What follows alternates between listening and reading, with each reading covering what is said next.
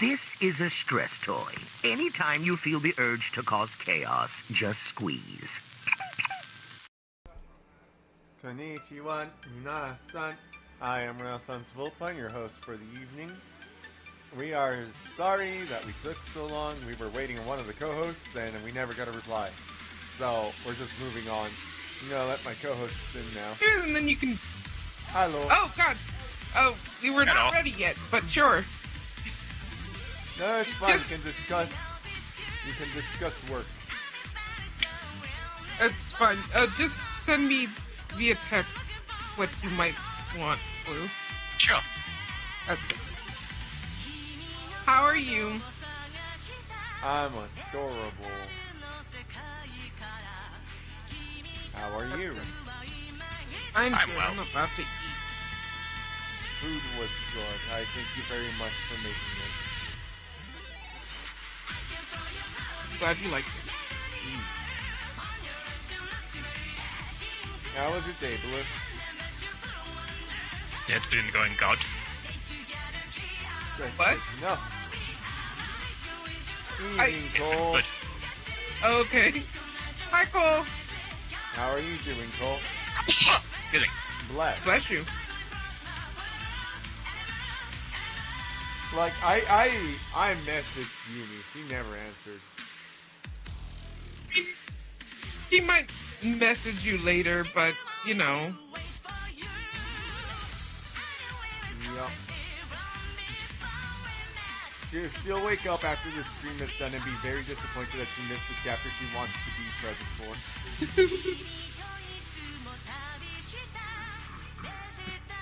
Glad to hear you're doing alright. Good. Like, it was the same yesterday. We were going to play, Lethal Company, and we invited her, and she's like, yeah, I'll play. And then she showed up, said, I'm going to bed, and left.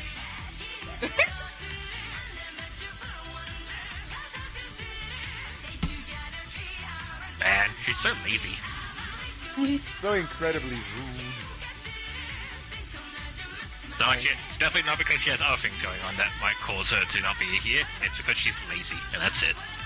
Yeah, totally. Right. She doesn't have 1001 health issues. Nah, just like mental illness, it's just because she's lazy and won't try to get better. Depression? What's that? Just stop being depressed. It's just that easy. I hate that that's actually true for some people. It's just like, being depressed is cringe. I'm better now. How the fuck?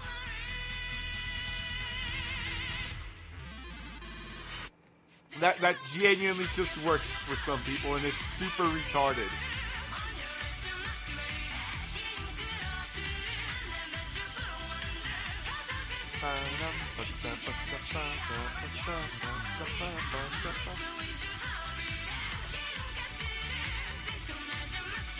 Hey, Blue. Wow. If you could pick a superpower, what would it be?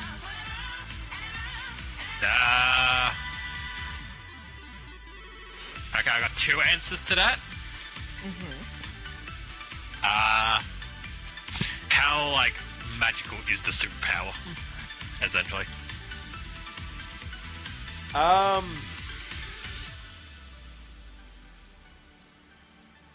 See, my brain didn't think about how magical the superpower is, so my fucking immediate, like, top tier scale was just go to Storm from the X-Men. Huh. Not Superman, though, because Superman is cringe. So, okay, I'll explain my reasoning for why I have two.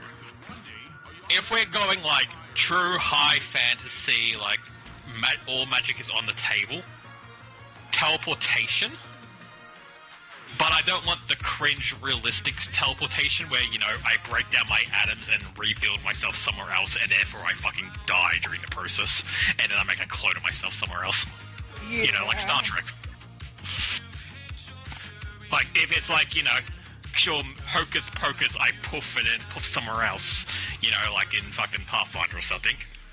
I'll take that magic, teleportation.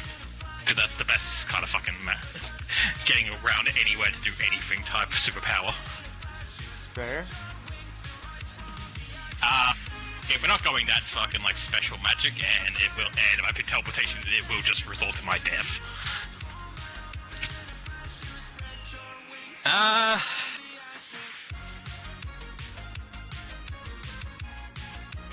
Honestly, just something basically probably super strength. Fair. Calls this reality manipulation. Yeah, kind of. I'm in the same boat. So, I'm gonna side with Blue on teleportation.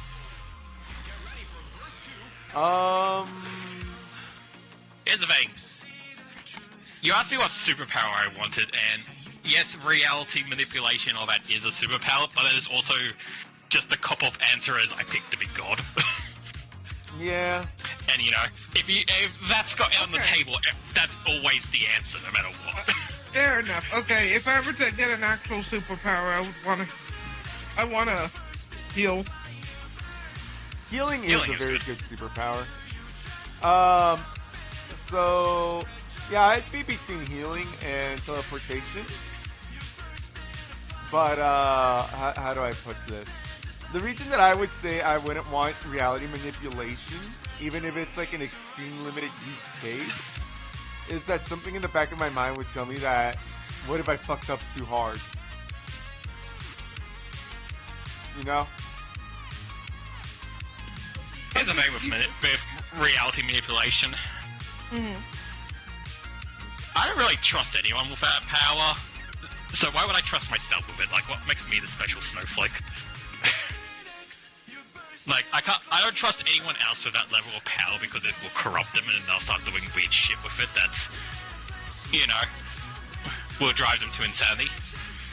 But, you know, I'm here sitting be like, but I'm responsible, I can look after it. No, I won't be. I will 100% go mad with power like everyone else would. Yeah, my whole thing, if I were to reality manipulation, I wouldn't stay in this reality, I'd just make my own.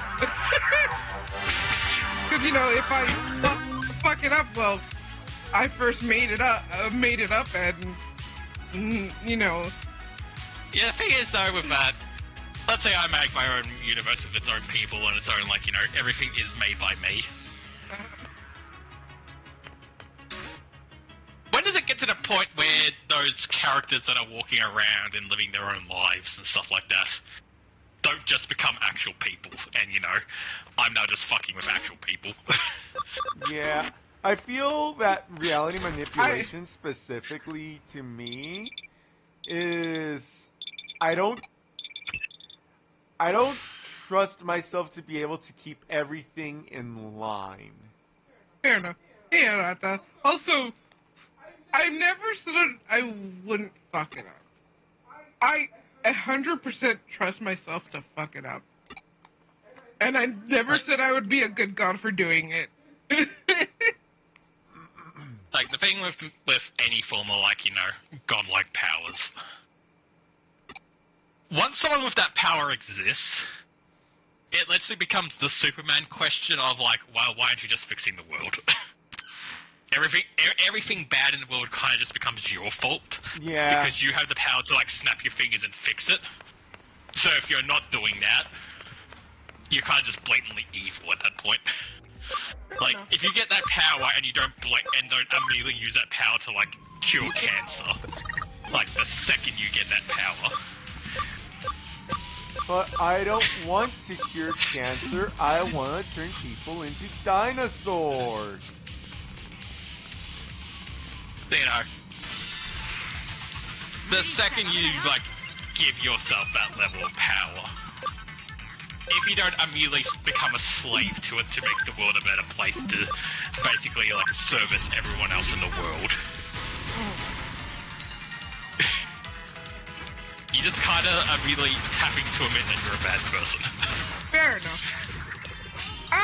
Something I have a question for Cole is, what does wormhole manipulation even... I'm assuming he's going teleportation, but like portal system, which is the far superior version, which is you open the portal and step through, like, you know, well, portal. Yeah, portal. Rather than breaking yourself into atoms. Yeah.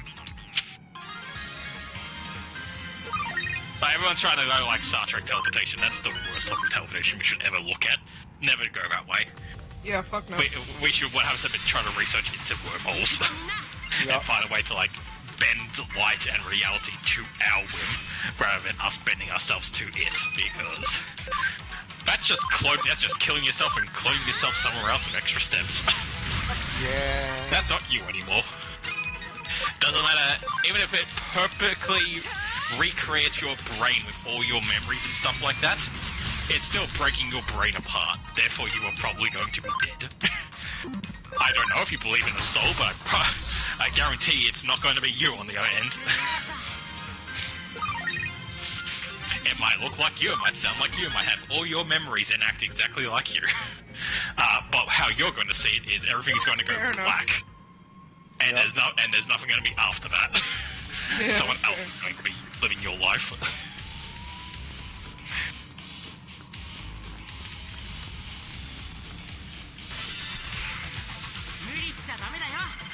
It was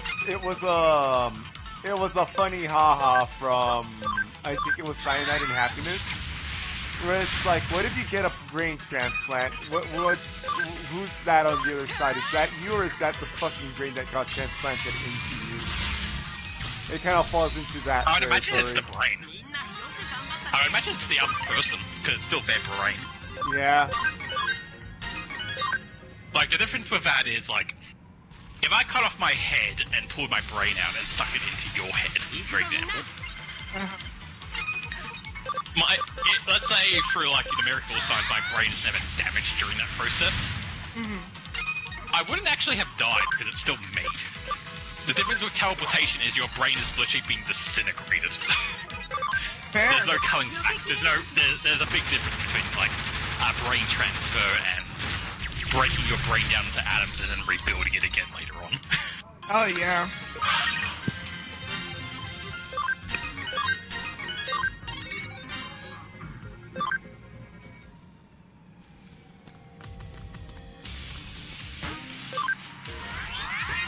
I do know that your cells, like each individual cell actually does contain portions of essentially your memory. Because it has been said, like, oh, this guy got, like, a fucking liver transplant. And despite the fact that this person has never known how to cook, they for some reason are really into cooking now that they've got this liver transplant.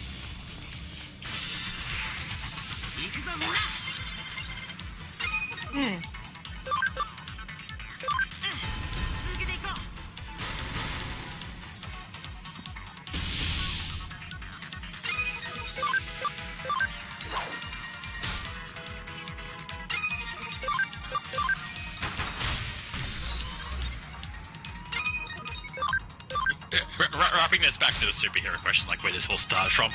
Yeah. The real issue with, like, which superpower would you have?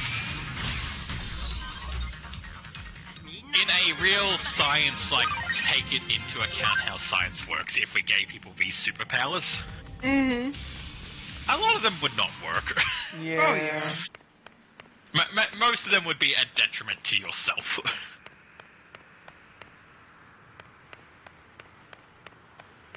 Like, the classic of, like, turning invisible. That's not how light really works, so if you turned yourself invisible, you'd be blind. Yep. So, you know, the whole, I turn myself invisible and go into the woman's change rocker that every anime likes to do in existence. You wouldn't see anything because you'd be blind. Yeah. So your choice is either you make everything but your eyes invisible, in which case you just a pair of eyeballs floating around, which is horrifying. Yeah. Or you're literally, I'm gonna hide in the corner of the room, go blind, and just wait until they lock up, and then I'll turn myself uninvisible and rob the store. Because that's the only way you could actually do it. Yeah. The other issue with invisibility is you would have to be naked every time you do it. Yeah.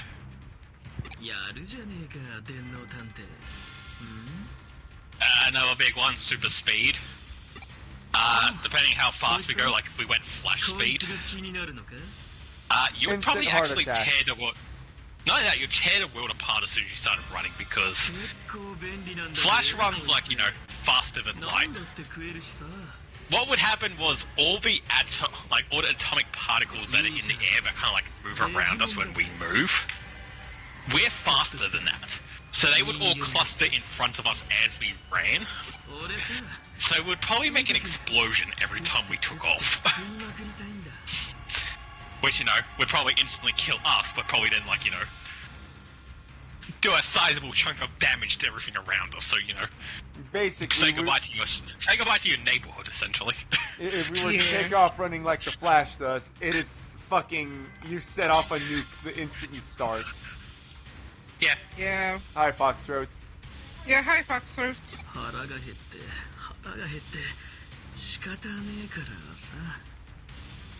I mean, hell, even, like, teleportation, like, the popping in and popping out teleportation I mentioned earlier.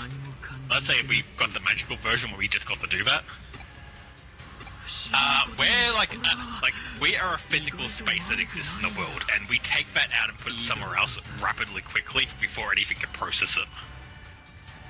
I mean... You would cause, like, a vortex implosion from where you left, because suddenly there's an empty space that everything needs to rush in to fill. So you'd make a gravity well, essentially. Yeah. And then when you pop back out, you're suddenly forcing everything out of that location. So you'd cause an explosion. I mean, I was gonna mention, what if you decide to teleport somewhere, and someone is standing right where you're teleporting? Oh, you immediately fucking telefrag into them and you both explode. Yep. And no, it wouldn't be the telefrag where you're fine and the other person explodes, like you'd both be, you'd both just die. You'd both be fucked. Also, we are fine, Foxstrokes. Yeah, we're okay. We're good.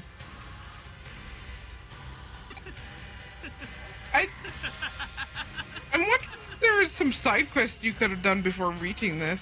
I didn't see any. Probably. There's always side quests. See, a lot of the side quests during these parts, you have to find them.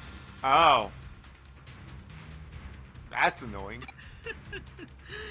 I mean, I'm just like, you know, a guy standing on the street in one of the city streets, it might be like, go to level 3 of this zone, and there's a Digimon who has a side quest for you.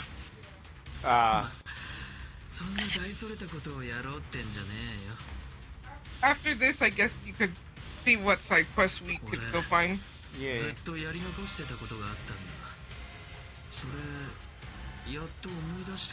But yes, I am of the opinion that the question of which superpower would you take?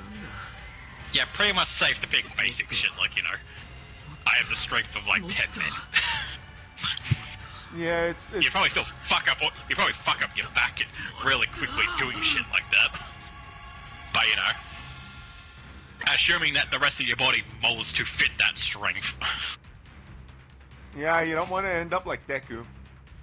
You have the strength, but your body can't handle the strength, therefore your arm breaks. What do you call it? I like Cole's idea. Meanwhile, his wormhole idea has evil capabilities because he could just wormhole to space behind someone and it just backs them. Yeah, you just portal them. You just portal 2 ending them. I should play Portal on stream sometime. That's definitely a 1-day stream though. Portal 2 might be 2 days, but yeah. It depends if you do the multiplayer for Portal 2 and get someone who's really bad at it. And that turns into... It really depends on how much of an asshole either of the players is feeling like.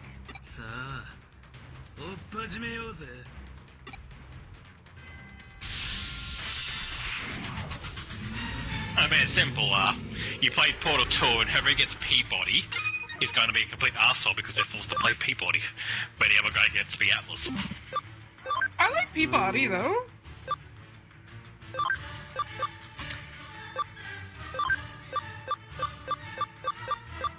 You only have 2 viruses. Yup. You might want to put, like, I don't know, keep Sleuth in, or... Oh, Why- yes, Akiyamon being in is good. What? I was gonna say, why are you putting, a vaccine when... Aren't they weak to data? So, the mental process there Hmm. was to do that super SP expensive one when the enemy decides to do like the super gigantic attack. Fair enough. Don't forget that Sleuth can also do, support moves. I am.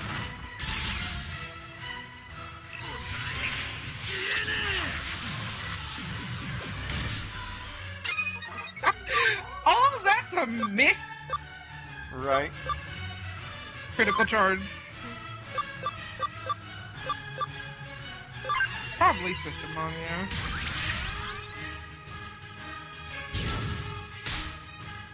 Rude.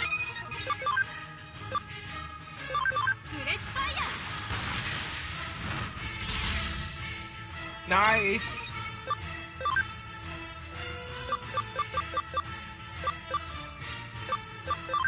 I still think it's funny that for a good majority of this game, Arata just kind of like stops having a Digimon and just starts throwing hands himself. Yeah, as we should.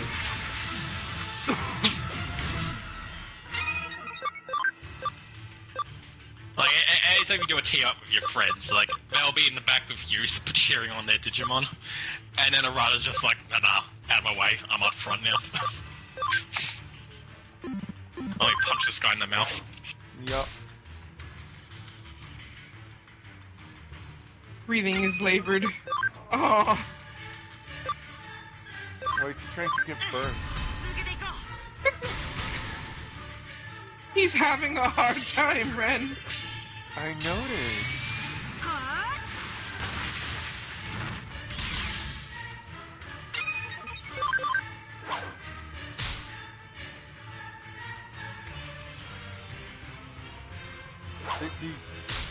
Do you need a respirator, sir? He might. I'm starting to feel a little bad about, bullying this man. Yeah. Let me just tell you, this is not the real fight. I figured.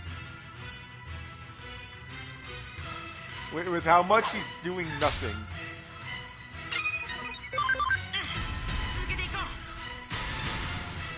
With how much he's just, sitting there and taking it.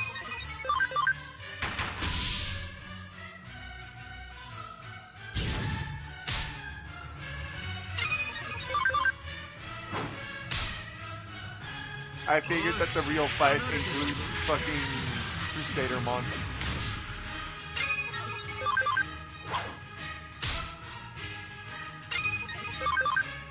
Oh yeah, you haven't killed her yet. No, she's still alive.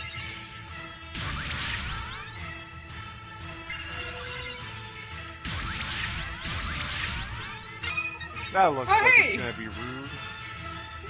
I mean, Elsa Kuyamon has a job to do. Yeah?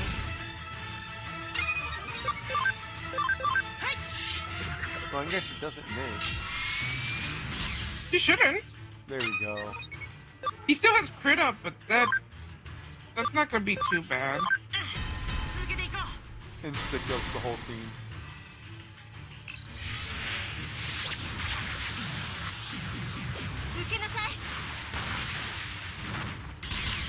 I still find it very funny my first playthrough of this game, before I knew about who the bad guys were.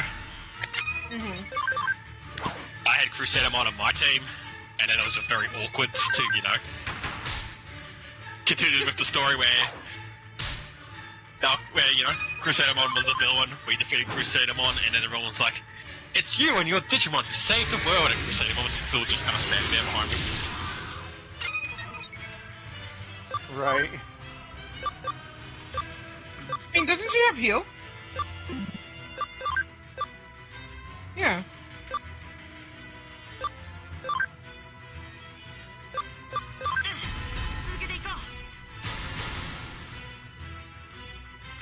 extra. Holy fuck! Yeah. That's like extra healing. That is a lot of extra healing. What the actual fuck? I don't even have that much health.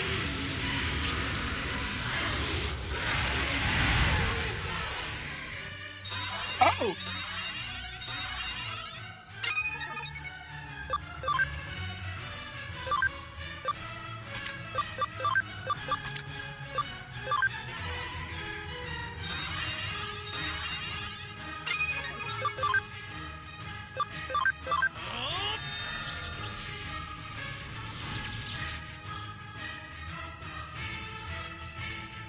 He's gotta catch his breath after this big attack. I mean,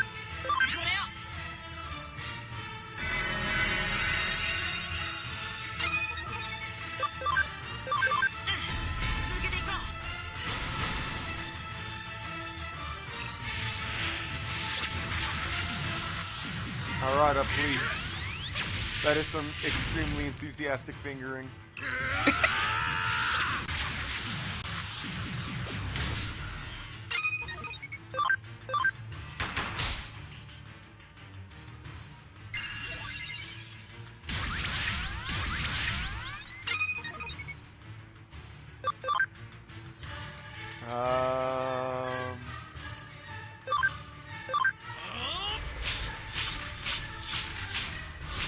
I think we can kill him before we get to that point. probably.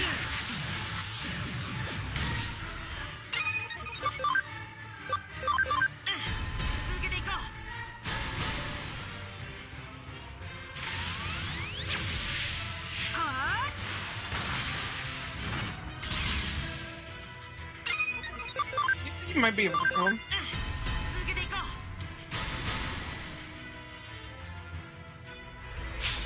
And if he decides to hit Jeffmon, well, Jeffmon will counter. Yep. I think he's gonna do the big one though. Maybe?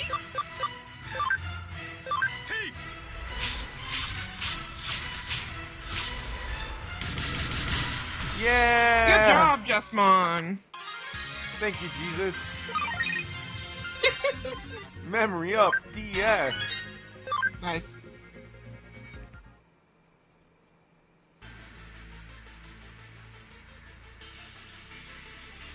Look at him, he just needs some head pats. Not from Arata though.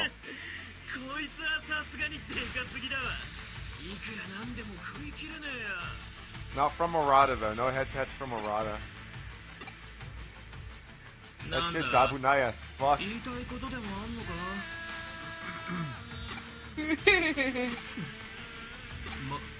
言わなくても大体わかるけどな。つーか、自分でもわかってるんだ。あいつに利用されてるかもしれねえってよ。 Yep, very bad touch. Incredibly bad touch. The thought that Suedo could be using me. Bitch, Suedo's using literally everyone. ぶっちゃけ、いろいろ考えるのに疲れちまったんだわ。めんどくせえことは。Arata, you were the clever one. Arata, we had a team dynamic where I did things. Nokia yelled at the top of her lungs, and you were clever. 結局、俺はまだまだガキなのさ。Bitch, you look like you could be in college. 8年前から何一つ成長してねえ。変わってねえ。 Man, 8 years ago is an extremely specific time period. That means he's 18 at least. Yeah.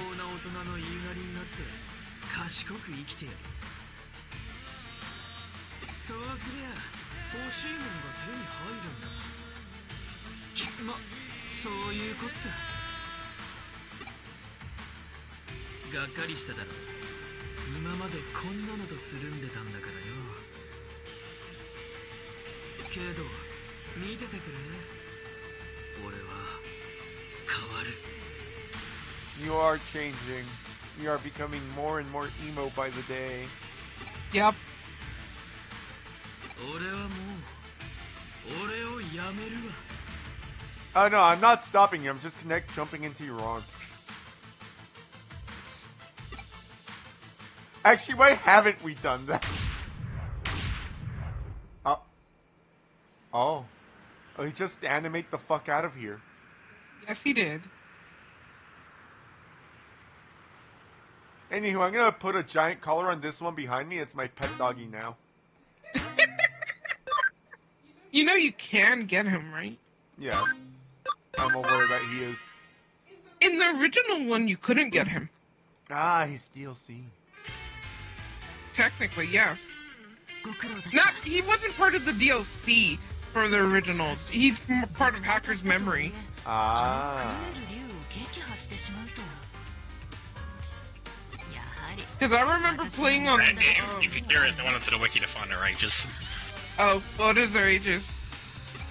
So the main character is 18. Oh. Yeah.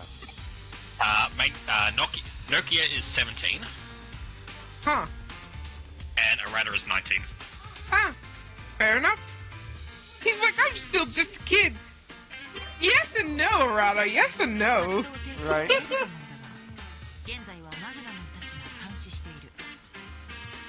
再び動き出す心配はないだろうとのことだが、万一のためだそうだ。これは君とデジモンたちの絆が成し遂げたこと。But Arata, you're in Japan. That means you've been legal for the last 5 years. 信念を申し上げましょう。くじくところまで成長した。誇らしく思いたまえ。ん？どうした？真田新が気になるか。なるほど。君ならば喚起されてしかるべき心理作用だ。彼もまたロイヤルナイツに被験するほどの戦闘能力を持た。常人ではありえないほど急速にな。I mean, he is taking the Impmon approach to leveling up. Murderany. その力はいずれ、いや、すでに I make fun of Japan for adulthood being 14, but Australia's not much better with adulthood being 18. Like as an ex-19-year-old like Arata is now, I can definitely contest that you definitely don't feel like an adult, even if you want to pretend you are. Oh yeah, no. I mean... Same.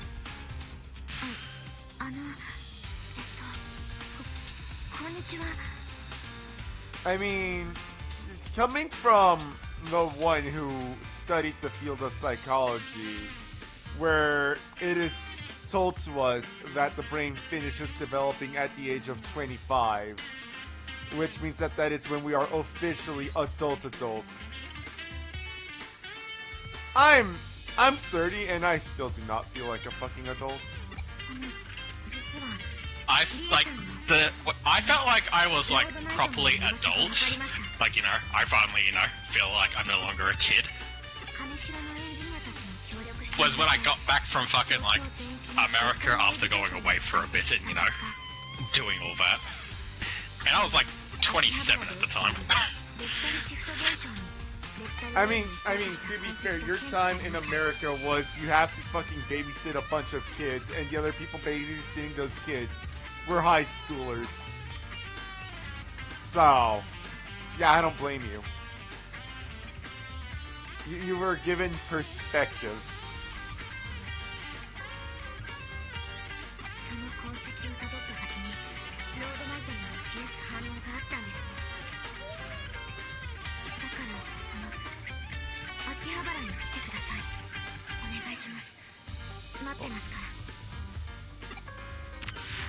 Yeah, you know, the point though is still, you know, we're calling all these, like, essentially teenagers, like, you're an adult now, congratulations and welcome to the real world.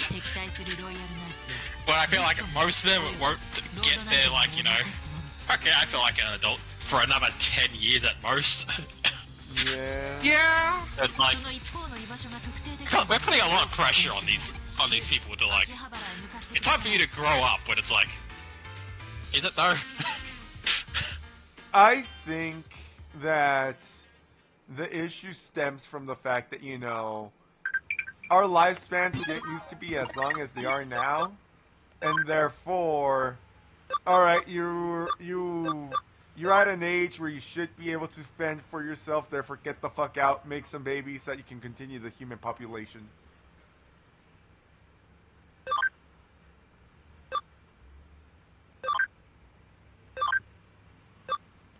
You know. Like, I kind of think it's funny. What? When people get into like their 30s and 40s and they go through their midlife crisis, and everyone's like, this is when I start like trying to act like a kid again and all that. Funny enough, I actually think that's not what a midlife crisis kind of is. I actually think that's when your like childhood actually is kind of ending. Like that's you're halfway through your life, and that's like, you know, the first half should be filled with, you know, more childhood glee and fun, and then the second half is like you're a wise adult now. But instead we're like, hey, little fucking 16-year-old, it's time for you to be a wise adult and make your way in the world. And it's like, no, they shouldn't. You'll know which Digimon to talk to, Ren, because they'll usually have an exclamation point, but, I can help you look for quests if you're looking. You'll know what Digimon to talk to because they're Digimon. You should talk to all of Digimon. I mean, Yeah. fair enough.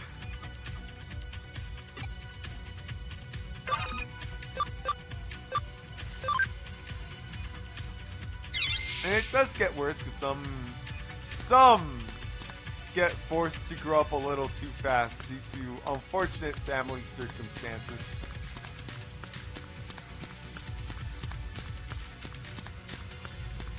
So, putting a marker on when you should be an adult is complicated.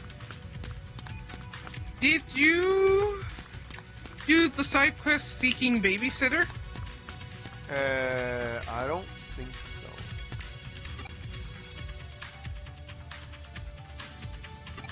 I don't know if you should be sitting on babies, Ren. Oh no, okay. That Are you was at chapter 17 already? that was an episode of Beetlejuice. Yes. Okay. So you can go to. Oh hi. There should be a. Oh hi. What did you find? Rena and Centauromon. Oh yeah, she's. Yeah, she's. They're exploring essentially.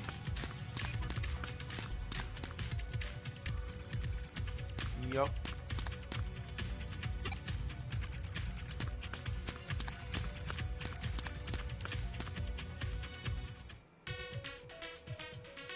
What's her quest? I was going to say, I always make the don't sit on babies joke whenever someone says they're a babysitter. And everyone thinks I'm referencing Beetlejuice. But I didn't know what Beetlejuice was until like 5 years ago. Fair enough. That's fair. Yeah, it's to be fair, I The didn't really babysitting watch. joke is just the babysitting joke is just because it's obvious.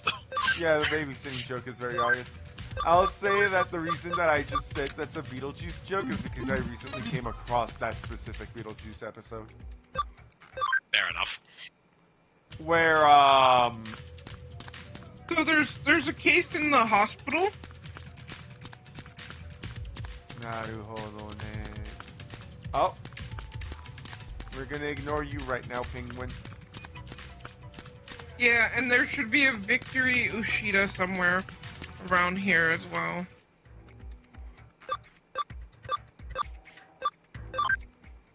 Let's see.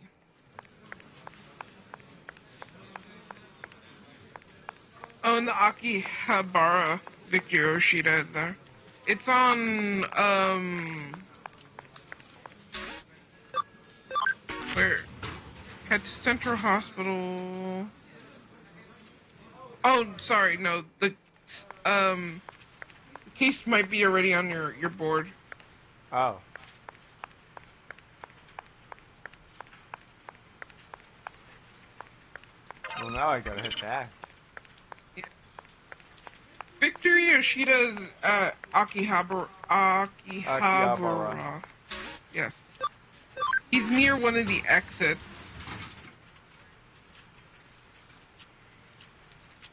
That should make life easier. Akihabara. Yeah, the fact that you're in chapter 17, this is really when Uni wanted to be on. Well, it's towards the end of it, but...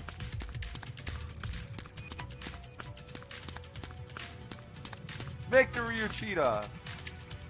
Yep. Boost Banana! Belphamon! Belphamon! Banana. Potassium! Potassium. Potassium. Are you all ready for the inevitable wave of cringe that's gonna be that fandom? Oh. I mean, I'm ready for the inevitable wave of something else that fandom is going to start spurring. That's true. Broadway, 3rd floor, need a babysitter. Hitmon needs a babysitter. Hitmon, you're too young to be having children.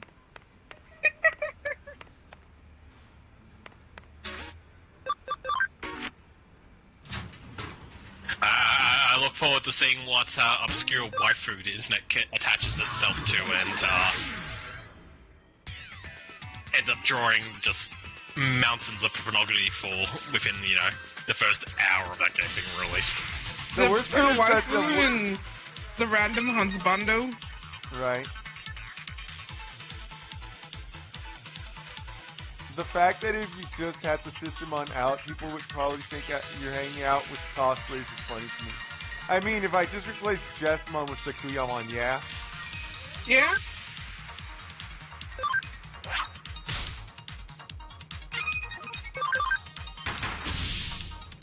That's all. Honestly, since, entering the Dark World changes what the fuck they're wearing, I wonder what the fuck Toriel's new outfit's gonna be.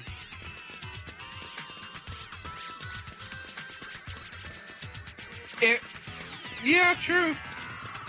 I am curious about Deltarune chapters 3 and 4. I don't know if I want to watch other people play it. You can watch me play it. Okay. Yep, there we go. Or you can play it yourself. Up to you. I mean, I wouldn't have the money for it, so it'd be a while to wait. Yup. And by then, they'd probably spoil it all, so I'm willing to watch you play it. Yeah.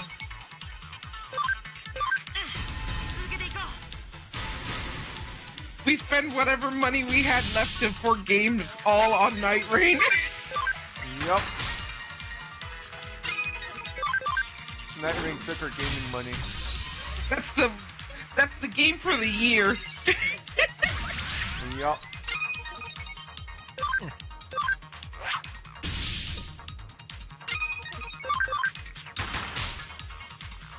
Oh, speaking of Night Rain, I found out each character has their own ending.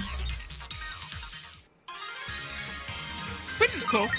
Speaking of Night Rain, I did some non-on-stream grinding. I got a victory and I got the fetches. And there were cutscenes, which I was not ready for because I'm not used to roguelikes having cutscenes. Yup. I was then told that I'm dumb because roguelikes obviously have cutscenes. Many roguelikes have cutscenes. Apparently, because I was like, how the fuck did I get fucking watched? So I went and looked it up. Uh-huh. Apparently it is just a... You don't actually need to beat the final boss on the first run. It is literally just, you get it randomly during the first run. So, because we all reported that, they have lost in, night 1 and got it. Huh. Huh. They lost to the first, mini boss during the first night, and then they found it in their inventory. I know I got it from one of those polish stones, I think.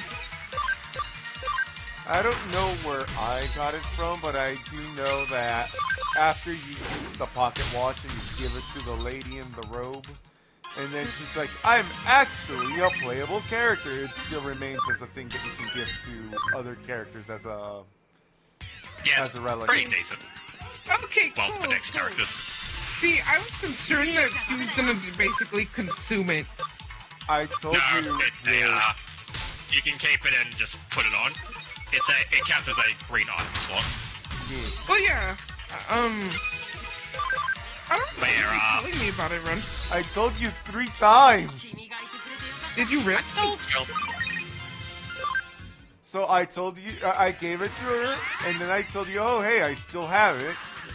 And then later on, I told you that I have it on the fucking recluse. God, my brain was not functioning. I mean, right now my brain is also not functioning. It's, I don't think I got enough sleep. But I'm going to try to stay up anyway. Or at least for a little bit. She did go to sleep at midday. Oh. But not I this was- new double one as well. The Revenant or whatever she's called. Oh, you already got her? Yeah, you only have to beat the second boss for it. Or beat a second boss for it. I Which, I did because the dragon's easy as shit. got the mirror thing out of the fucking jar. Yeah, that's how you do it. So you beat the second boss, and then it will appear in the store that you can buy. Oh, I'm babysitting And then you go- Digimon. Then you go and talk to her in the house, and she'll teleport you to a boss fight with her. Hmm. And then after you beat her, she's unlockable. She's playable. So yeah, I haven't gotten the Revenant simply because Cutscene, most likely. And boss Yeah. fight. it is a fight. So I'm stating it this that stream can make fun of me for being bad.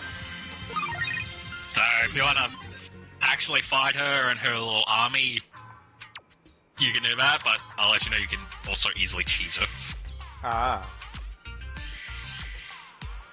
Maybe he could try it first, and if he has a hard time, then we go with the cheese mash. Essentially, all you want to do is get any ranged character and just lure her out of the arena. Because, 2 of her summons don't really follow her. Ah. So, she will chase you out of the arena with the page. Her skeleton's stuck and can't move. And then the pumpkin head's really fucking slow, so, he can't keep up. Fair enough. That is 100% an imp move to do.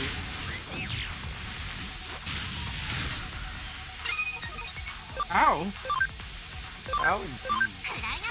What a gift. Oh. Yeah, this is a boss level champion, right? Or is it an ultimate?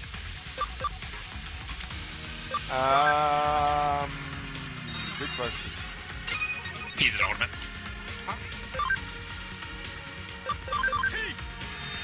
Cyberdemon's an ultimate. He just falls in the line of, I like a lot of ultimates more than I like megas. There are several lines where it's just like, I like the ultimate, and then it goes into the mega, and I'm just like,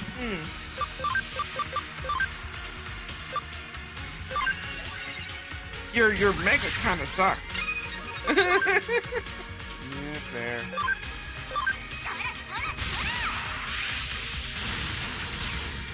I think even worse for him because he looks like this cool edgy dragon and then he turns into Kamen Rider. Yeah. Like he doesn't even keep any draconic elements anymore, he's just Kamen Rider. Yeah.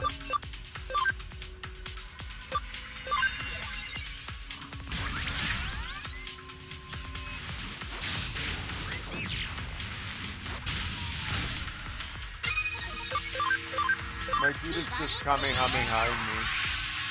Yep.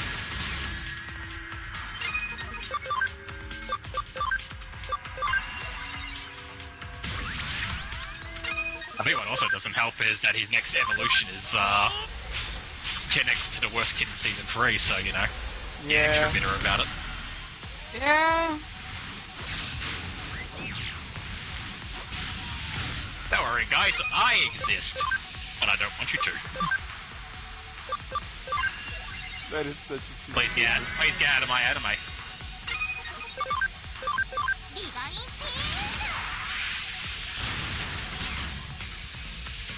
Don't worry, guys. Rio is here. Who the fuck is Rio? He's from the video game. I don't care. Put him back in the video game. Right. Yeah. But guys, he was also in season 2. Why? He was in season 2? Yeah, you get a silhouette of him when Ken's going over his backstory about how his brother died. Rio's there with them. The fuck? Okay. He crossed universe? Yeah, Of course. he crosses all of them. It's Rio, he's the special golden child of that era. Because he was from the video game. You should buy the video game.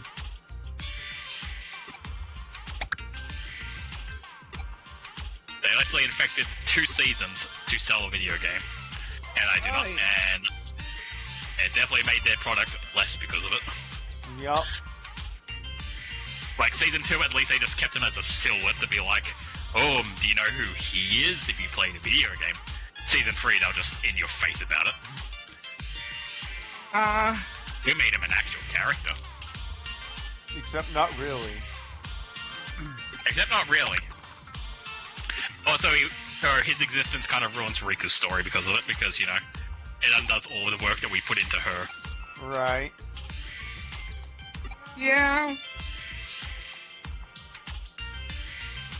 You know how Rika was the best of the best of the best, and then learned to be humble because she wasn't the best anymore? Well, it turns out she was never the best. She actually got beaten by this other guy from the video game. Right.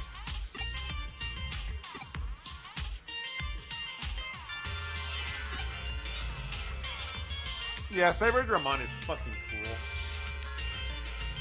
And then it turns into Justimon, and it's like, ugh. Honestly, I know the perfect way to fucking display my feeling to Justimon, and it's just the reaction everyone has to Excalibur and fucking Soul Eater. Yeah.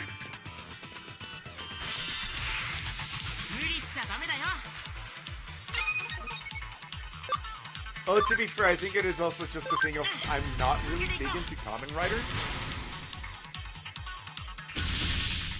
Like, I know a lot of people like them, but my big thing about Kamen Riders is it's never really been described too much to me as much more than Power Rangers. So, I kind of like had the Power Ranger kick when I was a kid, so that kind of exists for a lot of Kamen Riders. Also, you know, I also enjoy Kamen Riders, the kind of meme of them, you know, like the Ginyu Force. Yeah. Yeah. So, I appreciate Kamen Riders, but I can definitely see why, you know, aesthetically, not everyone's gonna be like, oh cool, my big dragon turned into a Kamen Rider. It does kind of suck in a Digimon sense. I feel that the issue really is just my dragon turned into a guy. I mean, unfortunately, that's not exclusive to Cybermon. Yeah. Oh yeah, no, a lot of my big cool monsters just turn into a guy, and it is... Don't get me wrong, I do like some of those guys, but I kind of wish they didn't come from my big dragon. Yeah. That's how I feel about, like, the Gammamon line. It's like, I love Kanon Vicemon and Regulusmon. And then their megas happen, and I'm just like, I thought you were gonna go the obvious one with fucking Guilmon. Oh, that too. Here's my cute dragon. Here's my bigger cute dragon. Here's my cool metal dragon. And here's a guy. And now it's a dude.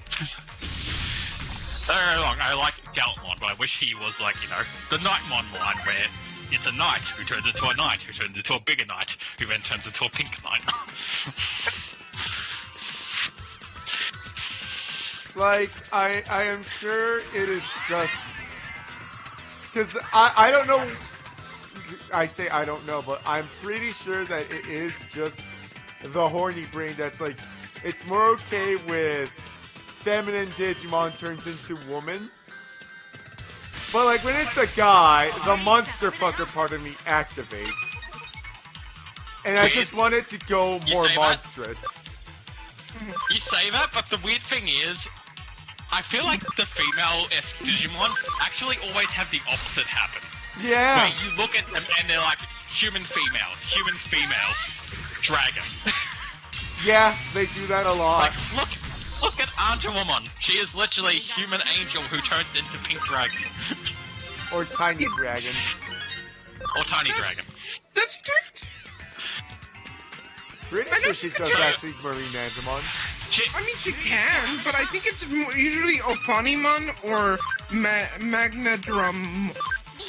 Yeah, Magnadrum. Yeah, Magnadrum. Yep. Of course, then you evolve Guilmon into Magnadrum. Magnadrum. Yeah. Like, Magnadrum. A lot of cool evolution lines, I feel like, in Digimon. But I do feel like when we get to the Megas, there are too many just, it's a guy. It's just a person. Funny enough, I feel like, so, Gamamon fell into that hole where it's like, I love your ultimate and I hate your mega. But funny enough, the other two, what is it? Angoramon and Jellymon, I don't like their ultimates, but I love their megas. Yeah, to be fair, Angoramon became this fucking gremlin. Yeah, he became like a berserker gremlin rabbit. What are you doing, Ren? There's a treasure chest somewhere in here that I haven't grabbed and I'm looking for it. Ah, that one.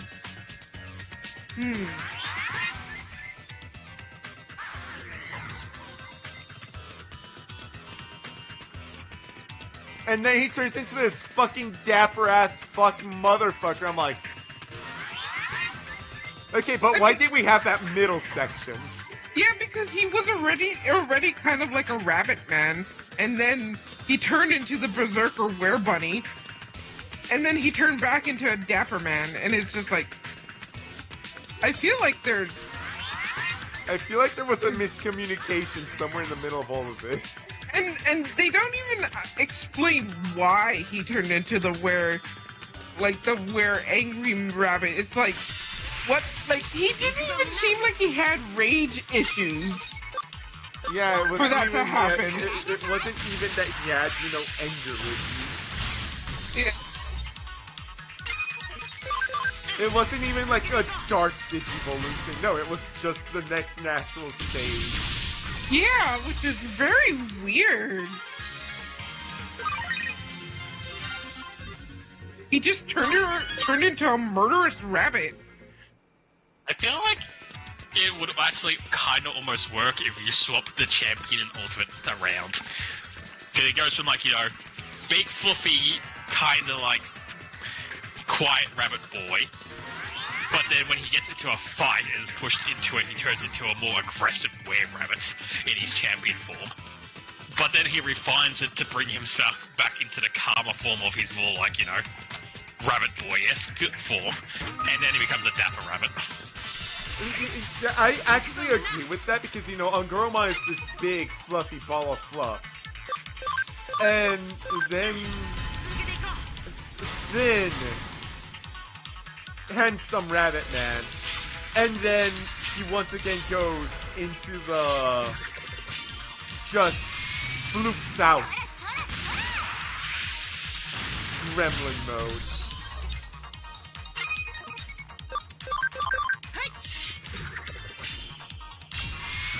So it's just, what happened here? What happened?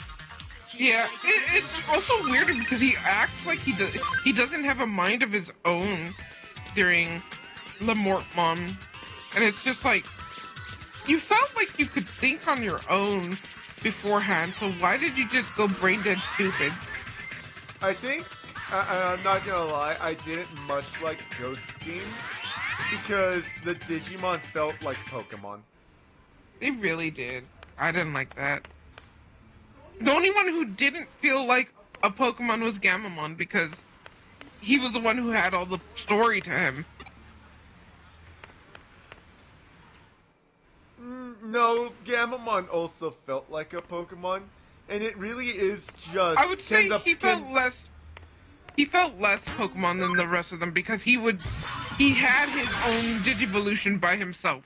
That is true. He did have a Digivolution by himself.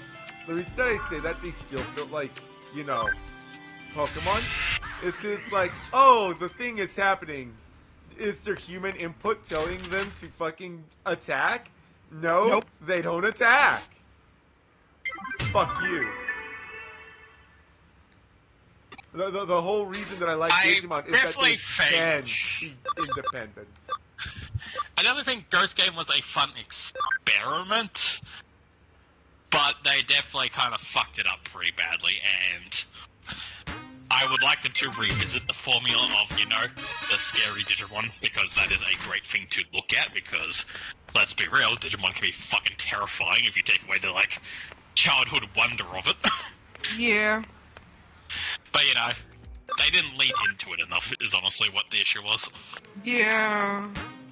I think I would actually almost, this is insane to say, but I would actually almost take the Digivolving out of Digimon, because I think what would help drive home the fear of it is if they're stuck with rookies the entire time. Fair. What I will say is that they definitely need to revisit Ghost Game. And I do think they should lean in more into the fucking title of Ghost Game. Like, make it like they're fucking a bunch of spirit detective kids. I don't fucking care. And yeah, I do think them keeping, rookies would be helpful to the driving home the fear. But also, you made a villain of the week because you said that you didn't want people to miss out on the lore. But we are also in the era of, streaming, so it's a lot harder to miss out on the lore. Also, you added lore anyway, so. Mm-hmm. And not only is it worse that you added lore anyways, the lore was so sparse and few between, it became easier to miss the lore. I feel like you could really much do, Ghost Game Scooby-Doo style, where, every episode is a monster of the week, and therefore, it doesn't matter what episode people load into, or they will still be able to watch and enjoy it, and it's just fine. I think that is a formula that could work with it. Mm-hmm. But you need to stick with it the entire time. Yeah. You can't be like, every 5 episodes we're going to do something plot relative and, change things up. Yeah. You know what I would prefer if they do for, an anime? Something like, Not basically... adventure? No. Yes, obviously. What I mean is, give us something like Digimon Survive, except not Digimon Survive, because unfortunately that was bad. But I liked how its tone was we're out here trying to survive, and some of the children died because they were mistreating their Digimon. Right. To be fair, I feel like that of the kids die because they mistreated their Digimon only really applies to one of them. The first guy died because he was a bitch. That's true. He was a bitch who couldn't get over his own anxiety, even though everyone was trying their best to help him out, and he just wouldn't let them. And eventually got eaten because of it. Yeah, and then the second one mistreated his Digimon, and then his Digimon ate him. Yep. And then the rest died because, I guess you decided to save the other two rather than the, in your choice of games. Yeah. You look like a virus, but I'm not certain. I'm gonna check. They're most likely a virus. It's a Megadramon, isn't it? I believe so. Okay, I definitely would be down for like a survival-esque like ghost game horror thing where the humans actually fucking like die. Yeah. Like, you know, take the first episode of Ghost Game where Clockmon's turning people to fucking ash by aging them rapidly. Yeah. If they didn't then hit that with the undo There it is, button, that would have been great. Like, if they didn't just, like, you know, undo it all at the end and they're all fine. But instead be like, no, these kids are actually fucking dead. That would have been great. I would have been very much enjoying that from that point on. Ren Like- 201. Oh no, these kids are not, you know, protected by plot armor and they could actually die. Yeah.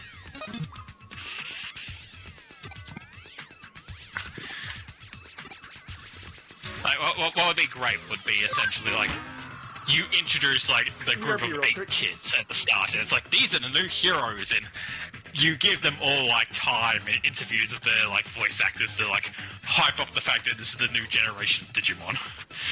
And you know, you give each one special care. And in the first episode you kill one of them. Yeah. Like, that would be so out of pocket, but also so fucking good. Where you're just like, oh, I wasn't expecting to actually kill one of the main characters off immediately, with how much, like, attention they were giving to them. Right?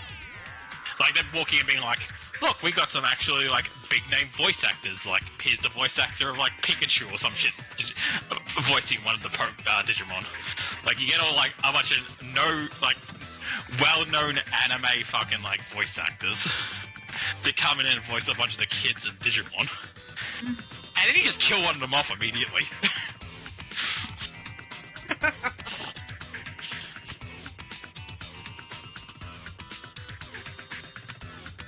Would certainly be interesting.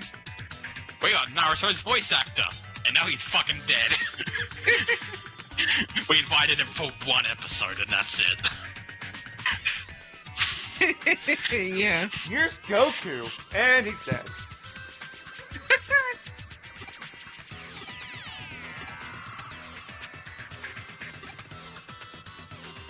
Yay. But, like, that's the thing I feel like Digimon needs to kind of lean into to come back in a big way is, hey, we're no longer, you know, really the secondary choice for kids to look at into Pokemon. You need to get that older teen, that demographic that you originally went for back in the day.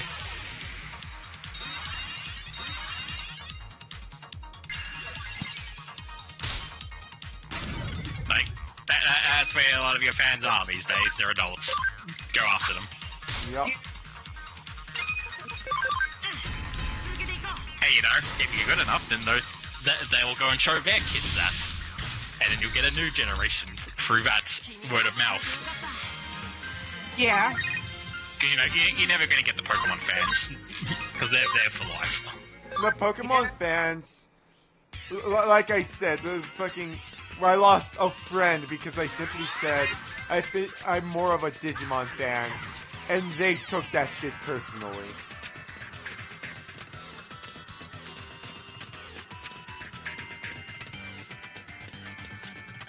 So, yeah, if you're trying to get the Pokemon fans, you're fucked.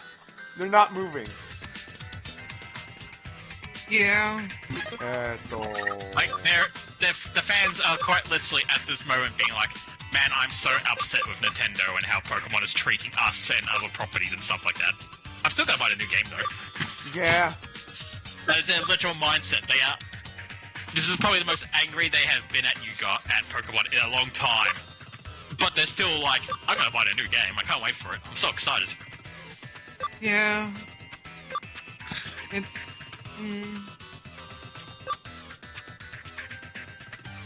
I'm gonna go and buy a $1,000 Switch 2 just to play the new Pokemon. What do you call it? What is the Digimon you're looking at, Ren? It's either a Gatsumon or a Meteormon. Or another rock. Meteormon is Data. They're both Data. I'm just making sure that there's not another rock that I'm missing out on. I mean, there's possible, but it is Data. It is Meteormon. Data medicine. Yep. Digimon, are you looking at, Red? I'm looking at the rock one. You know how little that narrows it down. Right. Yeah?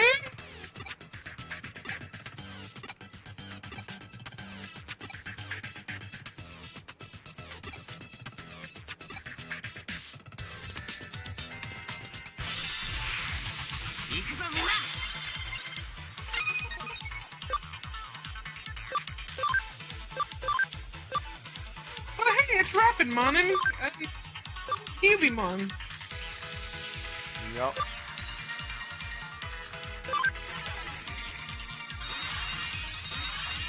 I like that Rapidmon isn't his ultimate and Cubimon's like, hey, I'm just a champion hanging out here. Right.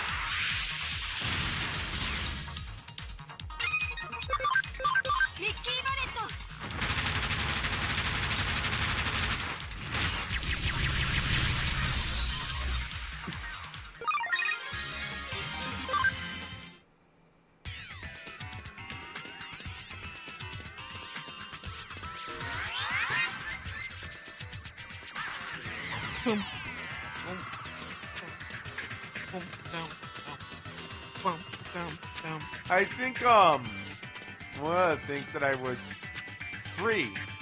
Yeah, he's free.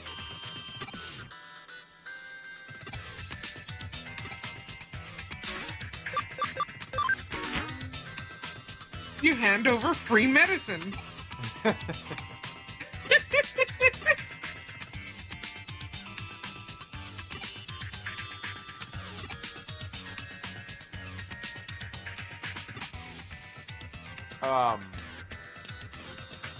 I think the issue is that, too many... The word that comes to mind is developers, but that's not what I'm trying to say. Too many creators are afraid to upset people. And, you kinda gotta be willing to upset people in order to, drive emotional points in your story. Oh yeah, fair enough. Basically what has happened, and I don't know why it's happened, but it has. There is now this weird thing with, like, modern media all over the world that they now have to, rather than just have, like, a dedicated fan base that will come back to them no matter what, they want to, like, we want to catch every fish in the sea. That's our mentality now. And it's like, that's never going to work. Yeah. So they always go for it. Like, just be happy with your niche that you have made. Because a loyal group of fans who will come back and buy everything that you make, in the long run, will make you more money than the single boost of, like, oh, we got every fish to buy something once, but they're never coming back again. Right?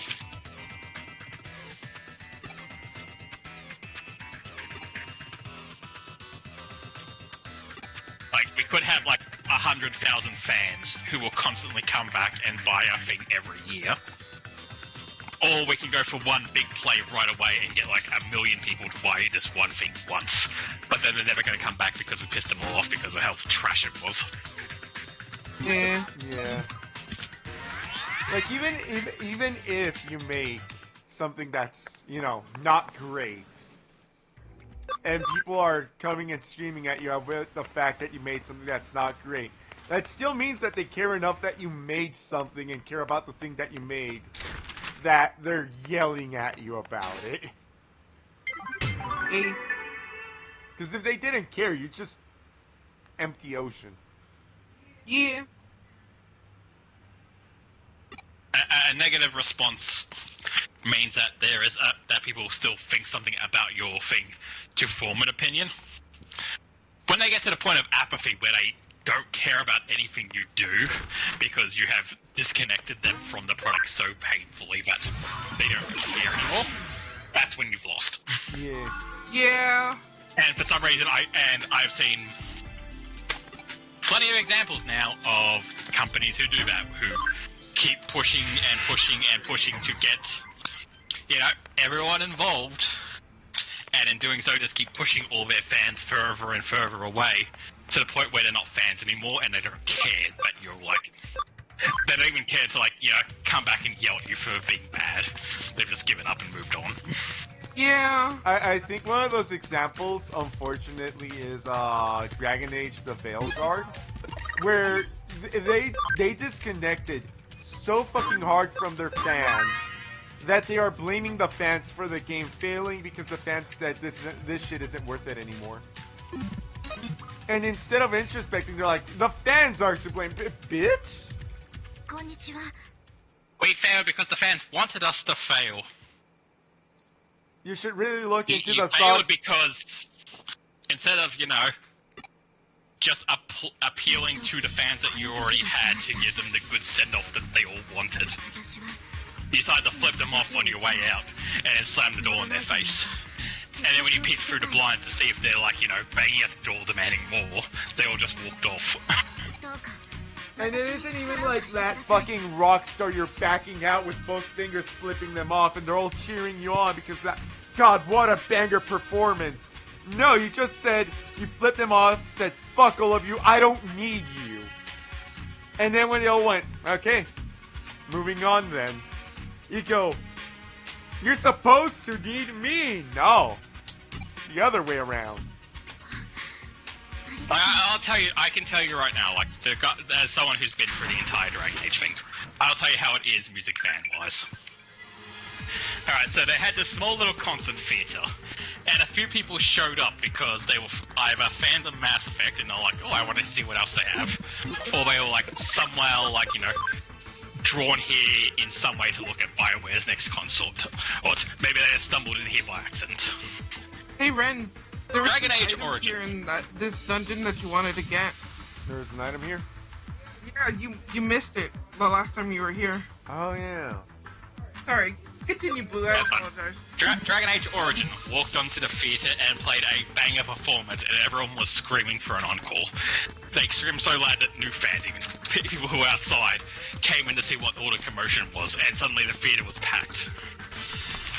Dragon Age 2 came in, and they tripped over their own fucking instruments on the way in, but they eventually got up and played a pretty good song. It wasn't great compared to the first performance, but you know, they got there in the end.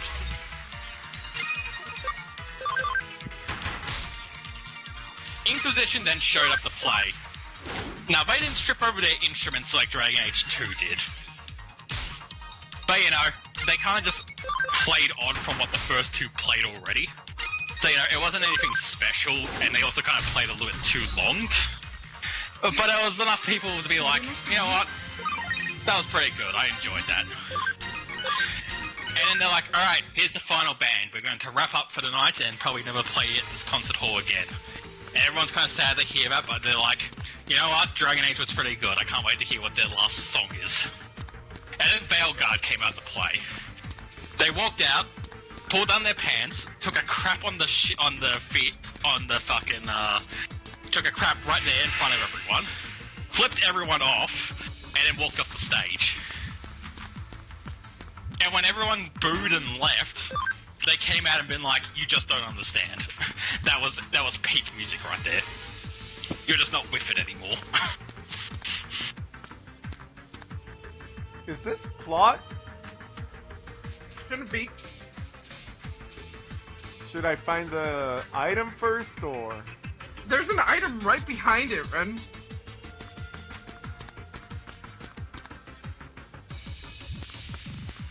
Did you not see it, the item? Oh god, I barely saw it now. Simon. Or I guess it is plot, but, you know, it's not, like, hardcore plot. There. I am genuinely just sick and tired of basically them shitting on their fans. genuinely the word to use is they're taking them for granted.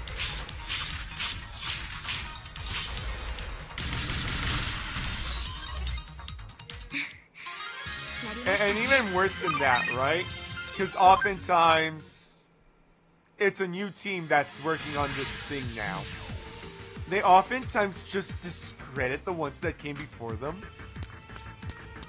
And they don't understand why people are upset that they're doing that.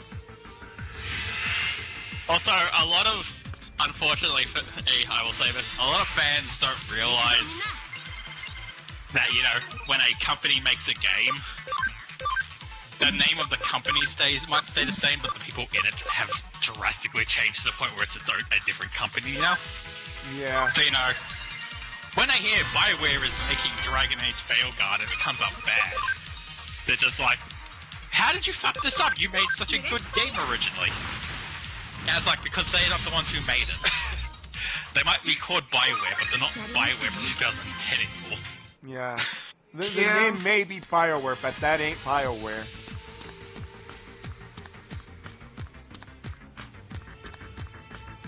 And it's very important to really have that distinction in mind. Also, this was said more about Star Wars, but I think it applies to pretty much everything that's going on with, like, Veilguard, but also a lot of other games and stuff like that as well.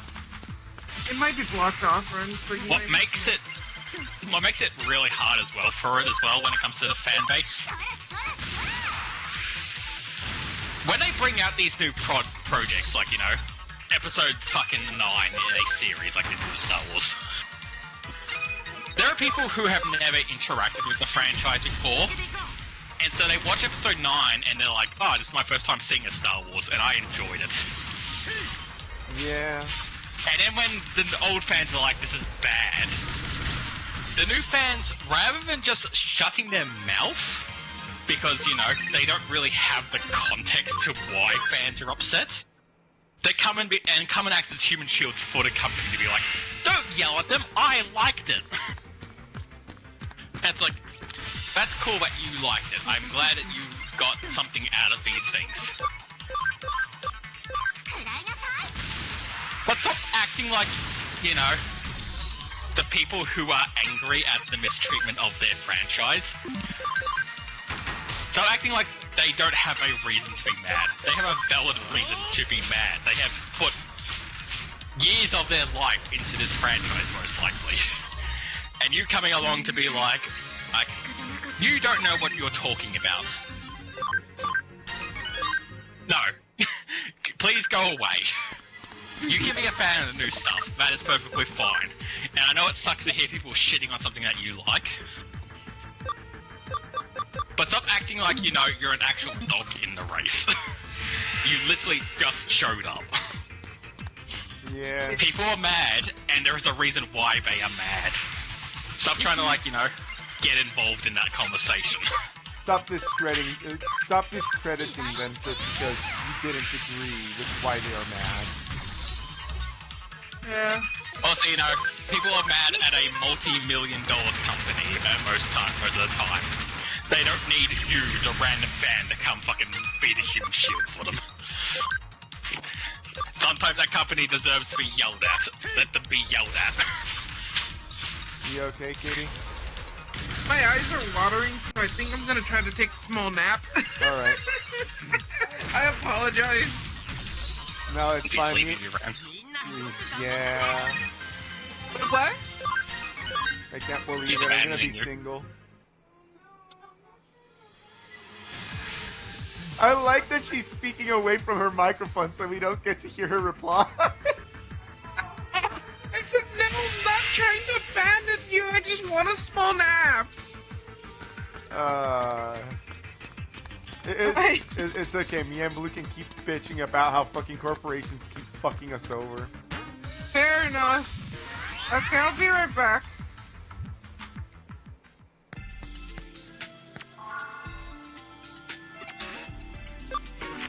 Yeah, I know how that is. Love Destiny 2, but I will not defend Bungie's shit. I mean, didn't Bungie replace a bunch of fucking people?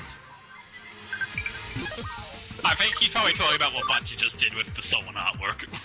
They stole art. Oh, have you not heard about the new Bungie thing? No. Actually, it's not even new. It's like a month old at this point. Okay. So, Bungie's new game, I can't remember what it's called. It's like every other fucking like game is coming out. Oh like, fucking... god. Okay, I think I've heard of it. What the fuck is it called? It looks so generic. It's already out of my mind. Like it's the same thing that everything's called, like, you know, Destiny or Bastion or fucking Divinity and shit like that. Like everything gets named after these like single word terms that actually don't mean anything. Yeah. Anyway, the new one that's coming out. It has this kind of like, I just kind of call it, but it's kind of cyberpunk aesthetic, right? It does have a cyberpunk stack. It has cyberpunk-esque things. Anyway, people looked at the art assets for everything in the game, and they're like, "Hey, this looks really familiar to this artist who's on Twitter right now, who posts a bunch of her stuff." Yeah. People went and looked at it, like, wait, this doesn't look the same. It is her art. It was like one-to-one comparisons, and she doesn't work on the game. And then they kept looking and realized, oh, hang on, these aren't just a few assets. It's the entire fucking art of the game. Everything in the game is stolen from her. To the point where some of the art stuff that you can look at on buildings still have her watermark on it. Wow. Now, Bungie came out and was like, oh, we apologize, we didn't know about it, it was from an ex-employee we've now fired, he's the one who stole everything. But then people went and looked through the entire Bungie, like, art direction team, and found out that every single one of them was following her on Twitter. It's not a great look. Jesus Christ. So, you know, they're trying to be like, oh, it was just one guy who stole all of her art. It wasn't us.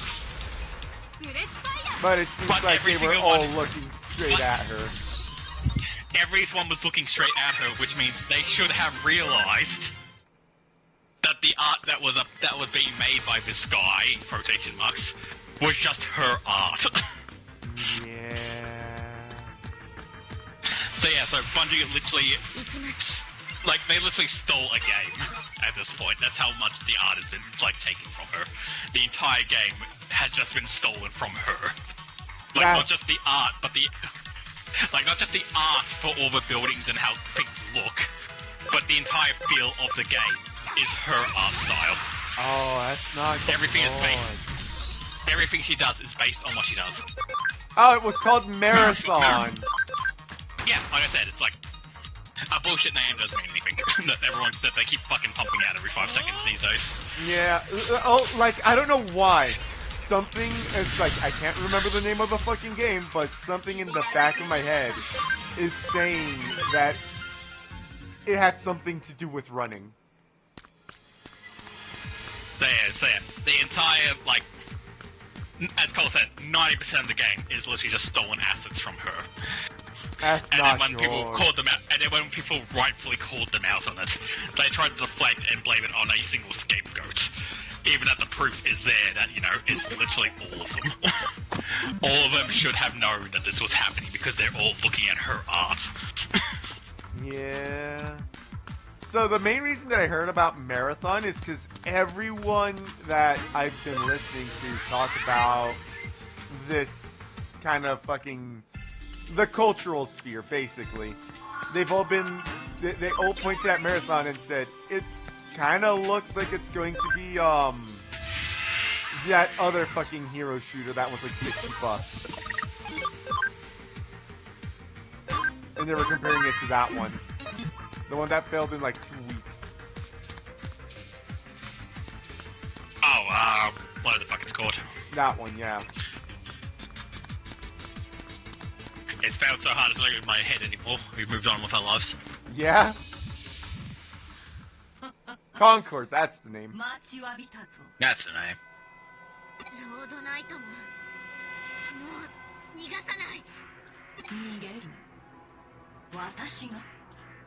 Yes. Like, I don't want to celebrate the failure of, like, people's passion projects or whatever that, but, like, people have obviously put time into, like, you know, making these AAA games.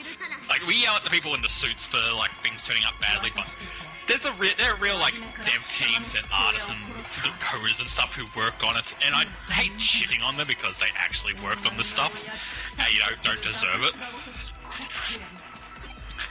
But I am very happy to see this long train of, like, just failed AAA games that have been happening lately, because I feel like they all deserve it. Like, the suits do, is what I mean.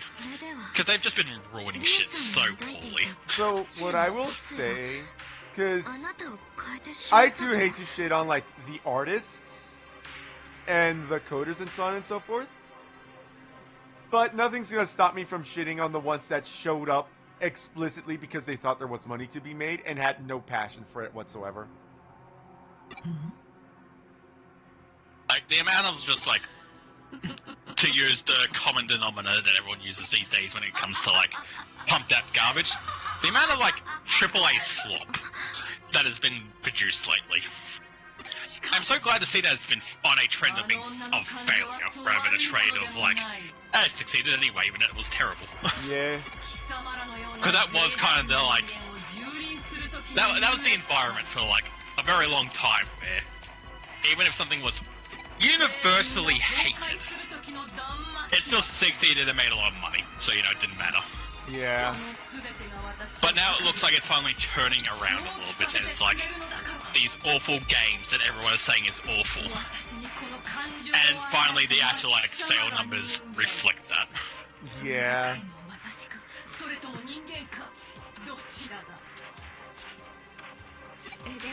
Like, the best one being Assassin's Creed, because it's always the best example of, like, it's the same shit every fucking few years, and yet it still makes, like, you know, 1 million copies in sales and makes so much money.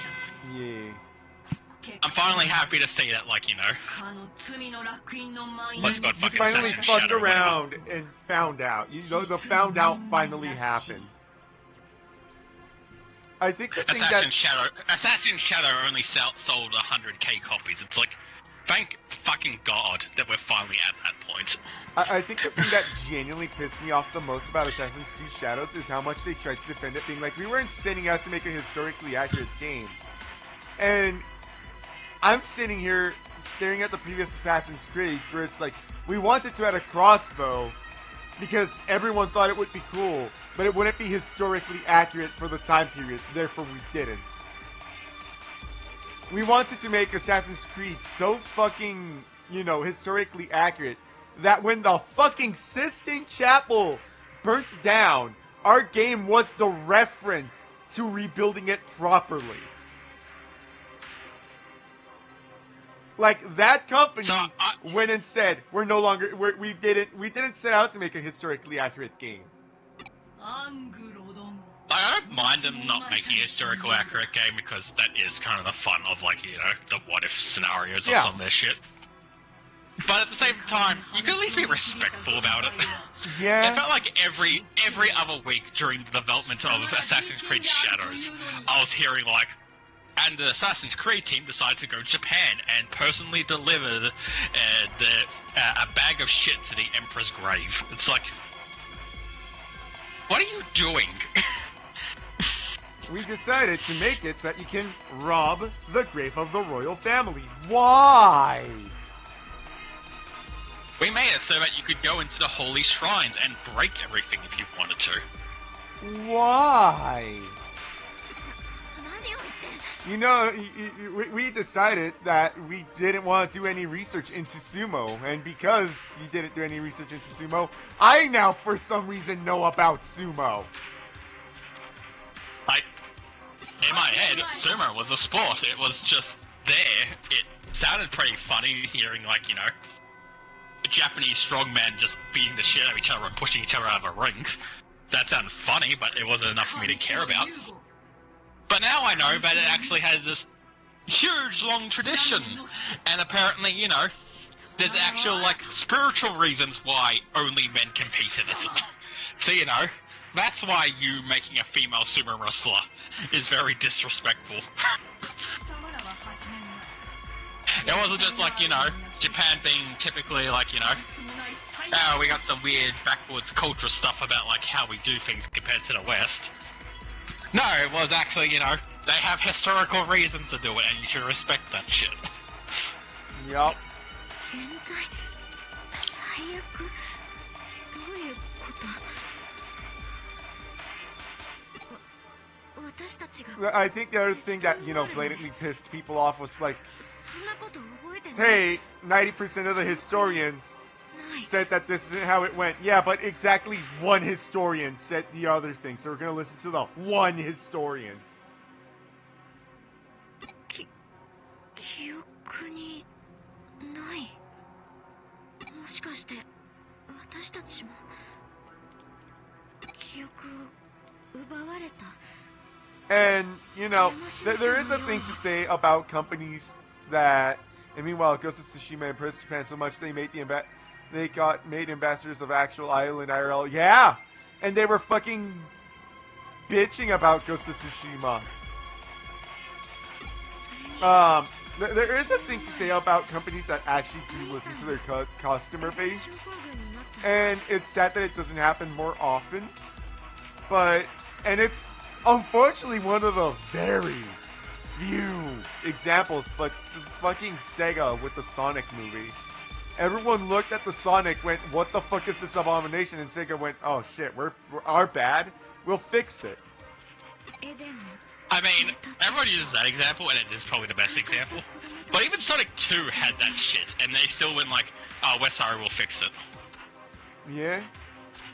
Like, Sonic 2, they were like, hey, how come Tails' voice actor isn't in the main credits with everyone else? Why is she in, like, the guest star, like, you know, supporting actress area, even though she's a main character? And they're like, yeah, that's kind of on us, but that's bad look, we'll fix it.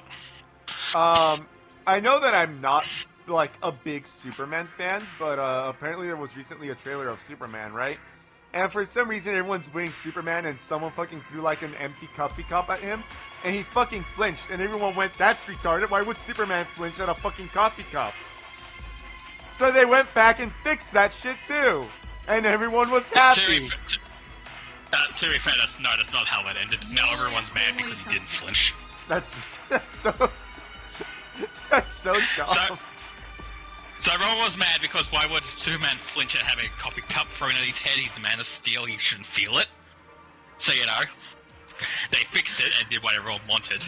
But now people were like, he should really flinch when he has the coffee thrown at him, because even if he doesn't feel it physically, he would feel it emotional because everyone's yelling at him and it's hurting, like, you know, he's the Man of Steel, he wants to be the hero who's there to protect everyone, but now everyone's turned on him. So emotionally he flinches at it because of it. Like, one would flinch at, like, seeing someone raise their hand if they come from an abusive family, and it's like, can you people wake up your fucking mind? Fair. I would say that I feel like he shouldn't flinch, but it's mostly because he wouldn't necessarily feel the cup hitting him that I think that he shouldn't flinch. But I do agree with sometimes something just startles you so much that you just genuinely flinch. That does happen. Like, even if it was just you and me talking, right? And you got so genuinely upset at me that you genuinely yelled at me, I would probably flinch at that. There was no physical interaction. I mean, here's the real thing. Why are people yelling at Superman anyway? Why do you keep going down this stupid path of like, and now everyone hates him, he's an outcast? Fuck off. Yeah, just let Superman be happy. Right. Look, I mean, to be fair, the same can be said about Spider-Man. I roll my eyes at, you know, Boy Scout Superman because he is kind of cliche and boring and all that. But there's a reason why that image, like, existed for so fucking long. And it's because at the end of the day, you actually do kind of like it. You like seeing, you know, Superman flying in to save the day with a smile on his face, and everyone being like, yay, Superman's here. It feels good to be happy. Yeah. I'm sick of watching superhero films where it's like, and now everyone hates the superhero, and everyone's angry at them, and the superheroes are living their miserable life in the gutter. It's like, I don't want to fucking watch this. Why would I want to watch this? There's no point. It's just... It genuinely is also it's why I've given up on anything Spider-Man related lately, because everything is the same, like, how can we ruin Spider-Man's life this time? How can we make him How sadder? fuck off? How can you just fuck off? How can you just let Spider-Man be happy? He's fucking earned it. He really has. Think it makes for a good story. Let the kid just be happy. Let him get married and have his own kids and fucking retire. It's been fucking 50 years or however long it's been. Yeah.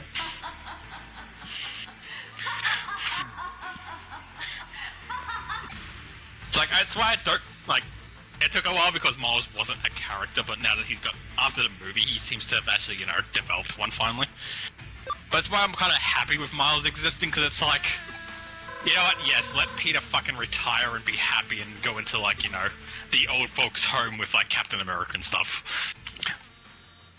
Bring in a new kid to bully. Let Miles be your punching bag for the writers who fucking, for some reason, get boners from making superheroes cry. Right. I believe that a fucking writer that recently fucked over Spider-Man got to fucking make Deadpool x Batman. I'm just like, that is a weird combination.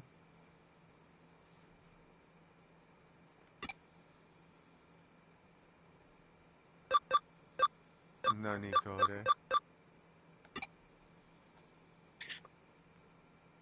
Like, yes, I get the struggle of, like, you know, Spider-Man having to overcome a difficult villain of the week, and it really pushes him to, like, a physical and mental breaking point to battle them. But, you know, that's the hero's journey. You know what's not the hero's journey?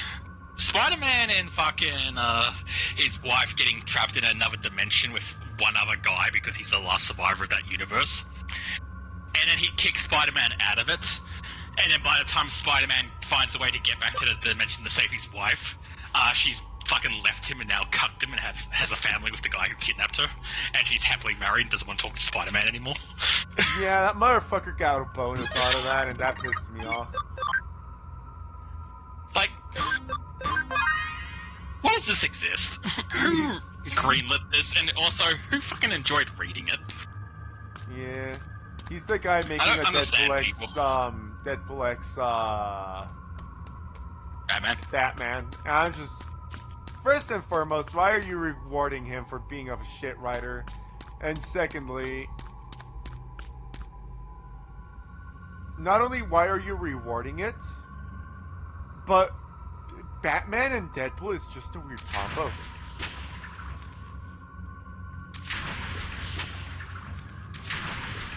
I think that, you know, as weird as the Teenage Mutant Ninja Turtles and Batman is, they have a lot in common. Oh no, the Teenage Mutant Ninja Turtles... Funny enough, I don't think they match well with Batman, but they match well with all the Robins. Like, every single Robin seems to have, like, a turtle counterpart, and I kind of like that. Yeah.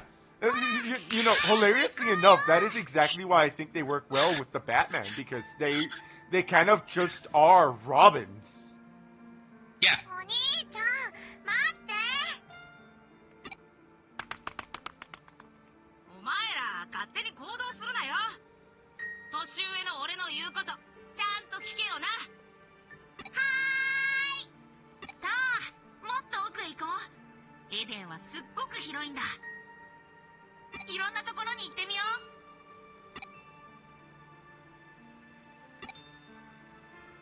By the way, Mary Jane is now Venom, and it's driving her and that weirder Paul apart. The fuck? Paul's the guy who kidnapped Mary Jane, and after, like, you know, I think it was like 3 years of being, like, kidnapped by him, she decided to fucking settle down with him and have kids. Honestly, as dumb as it might sound, I think that the new generation of writers just needs to sit the fuck down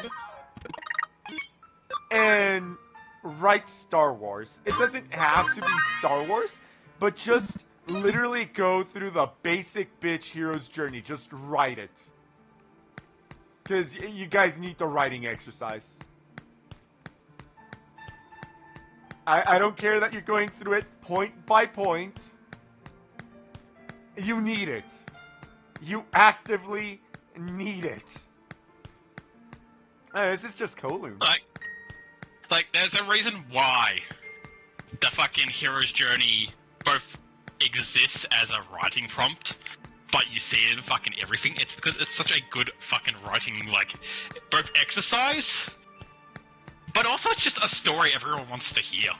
Yeah. Everyone loves to hear the fucking person who goes on their journey, struggles a little bit, but picks himself back up, and overcomes the hardship. And it's thing, everyone uses, like, Star Wars, or, like, you know, the farm boy who struggles and then defeats the Dark Lord at the end of it. The hero's journey isn't just that.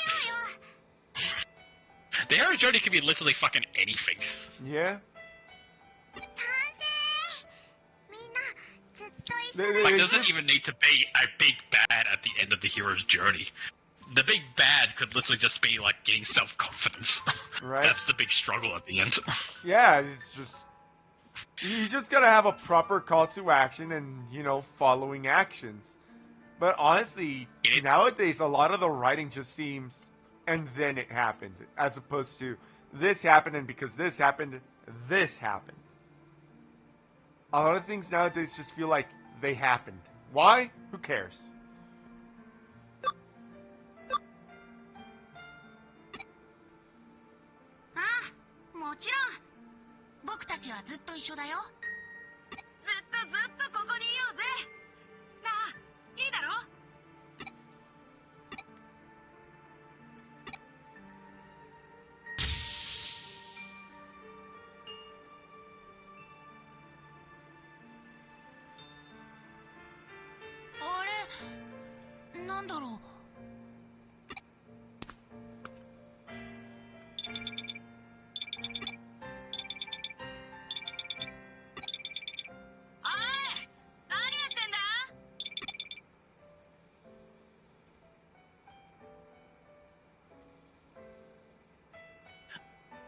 I think, though, just, like, this is why I enjoy RPGs like Oblivion so much, because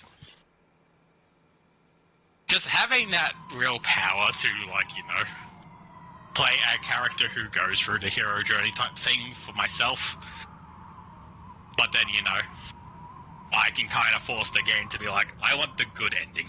Get the fuck out of my way. Yeah. Because I'm sick, because, like, pre-written stuff, I have to listen to someone else's, like, you know, and now we're gonna twist it so now sad things happen. It's like, Fuck off. Nah.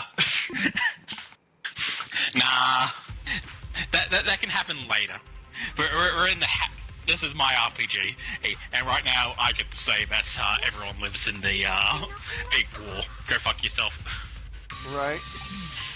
話によればそうらしい。大丈夫ですって。前にふわっといなくなった時もしれっと帰ってきたし。きっとそういうと。Like as like, you know, cheesy as a lot of anime is with the, like, you know, literally no one fucking dies no matter how fucking horrible, like, of a war happens. Like fucking One Piece or Naruto and shit like that. As cheesy and as fucking, like, eye-rolly as it can be, at the end of the day, it's like, you know what, I would rather, like, the 10 characters who go on the adventure, all 10 characters come back at the end, rather than, like, you know, 2 of them dying at some point. Right.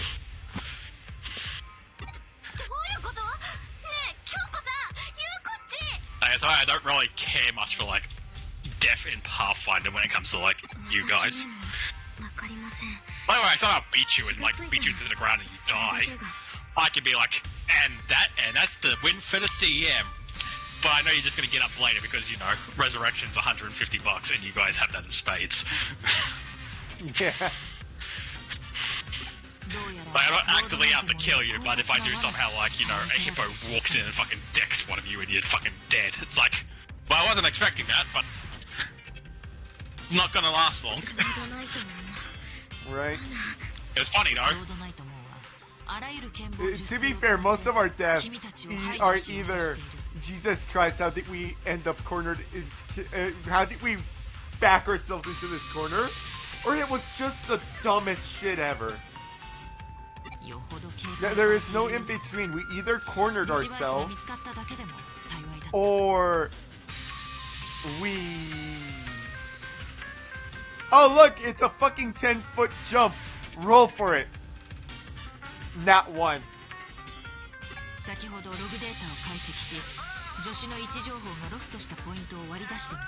the only time you guys have actually, like, died in fucking Pathfinder so far was Ninja we've done, and you died to random slug man.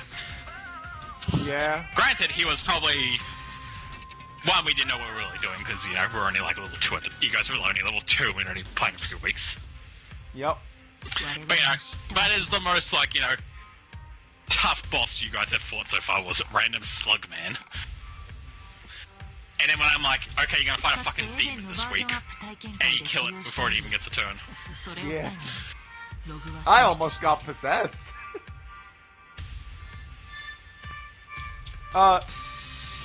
Although, to be fair, also, since we were just learning Pathfinder proper at the time, she should have technically not died to the slugman, but only been down, because I had been using, you know, medicine, and therefore that would have brought down the fucking thing. Oh yeah, I'm sure, if we, like, took it under the microscope and looked at it scene by scene, I'm sure with our current brains we could be like, okay, here's the actual result of that fight. But, you know, everyone was a bit confused, like, you know, me realizing later on, like, oh, hang on, Dun's at max, like, wounds, so therefore when he went down that last time, he should have instantly died. But then, as you pointed out, he probably wouldn't have been max wounds because you would have used a medicine kit on him at some point, which means his wound would have been lowered by 1. Yep. But also, it's like, Dun actually went down a few times without, like, you know, realizing the wound thing, so maybe he actually was at max wounds anyway, even with the removal of 1 or 2 wounds. It is possible.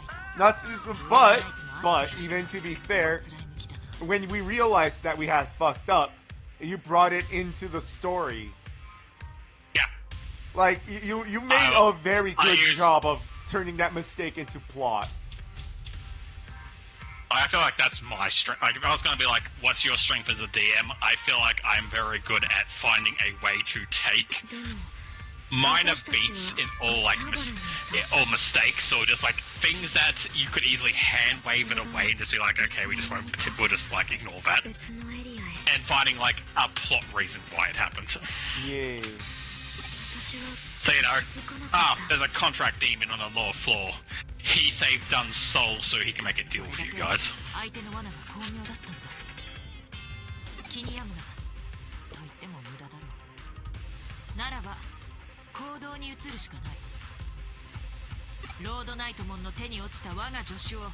say I'm looking forward to this next time we play, because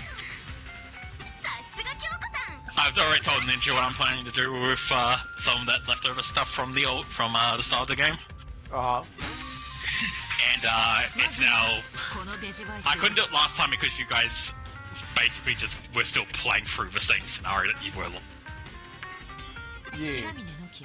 We were still doing the murder mystery. Progressed a little bit. End of the murder mystery in time has progressed a little bit. I can refocus and have a very fun scene, I think, will be like, which will both end that kind of plot thread of the contract devil for Dun. Yeah. But it's also going to set up something for future Dun as well. Ooh, very cool. I will say that I do think it's funny that the main reason that I was on the right track for who the murderer was simply because that fucker didn't show up on my notes. Like, I got the right suspect for all the wrong reason. I find it interesting that, like, I don't feel like I was trying to keep him away from the group. I feel like you just naturally didn't talk to him. Yeah, no, we Very much. genuinely just did not talk to him. Like you Like, said, it worked out really well, Mhm. and I am glad that the obvious red herrings of, like, the Duchess were throwing you off a bit. Because, yeah, it means I, feel like I wrote it somewhat well. Yeah. I don't think I could have done a lot better, but I feel like it turned out well.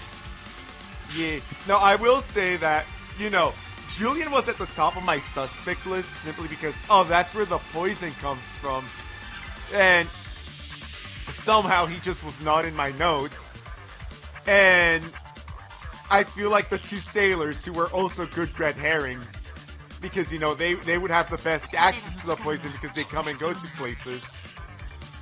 They were good red herrings, but, they were very obvious red herrings because they wouldn't want to fuck over the Duchess. But then you started saying what a sadistic bitch the Duchess was, and I went, shit, what if it is the Duchess?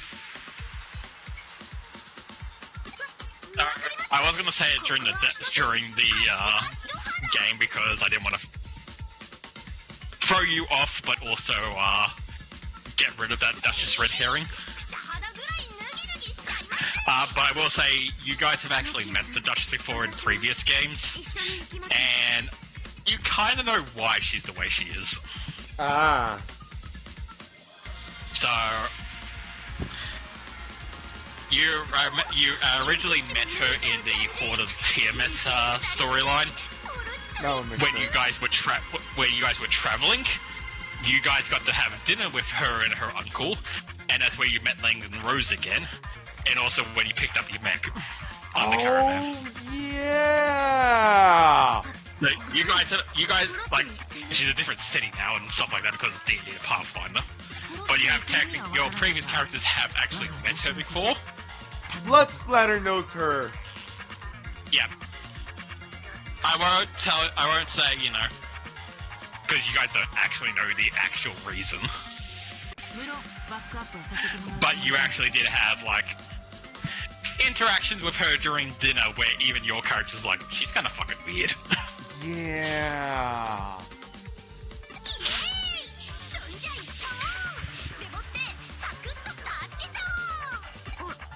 Yeah, now that you mentioned that we met her during fucking Order of the Dragon Queen and when we met her uncle and Landon Rose, it's like, oh shit, that's right, I remember because Nyx was still tissing Setsu.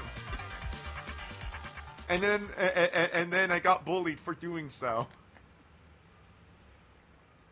I'll just say this because I know Cole brought it up right at the end, but you guys had worked out the mystery by then. Cole's ability to be able to, like, sense people who are shapeshift and stuff. Julian would have definitely come up for that if Cole did it, but so would the Duchess. That's all I'll say. Ah.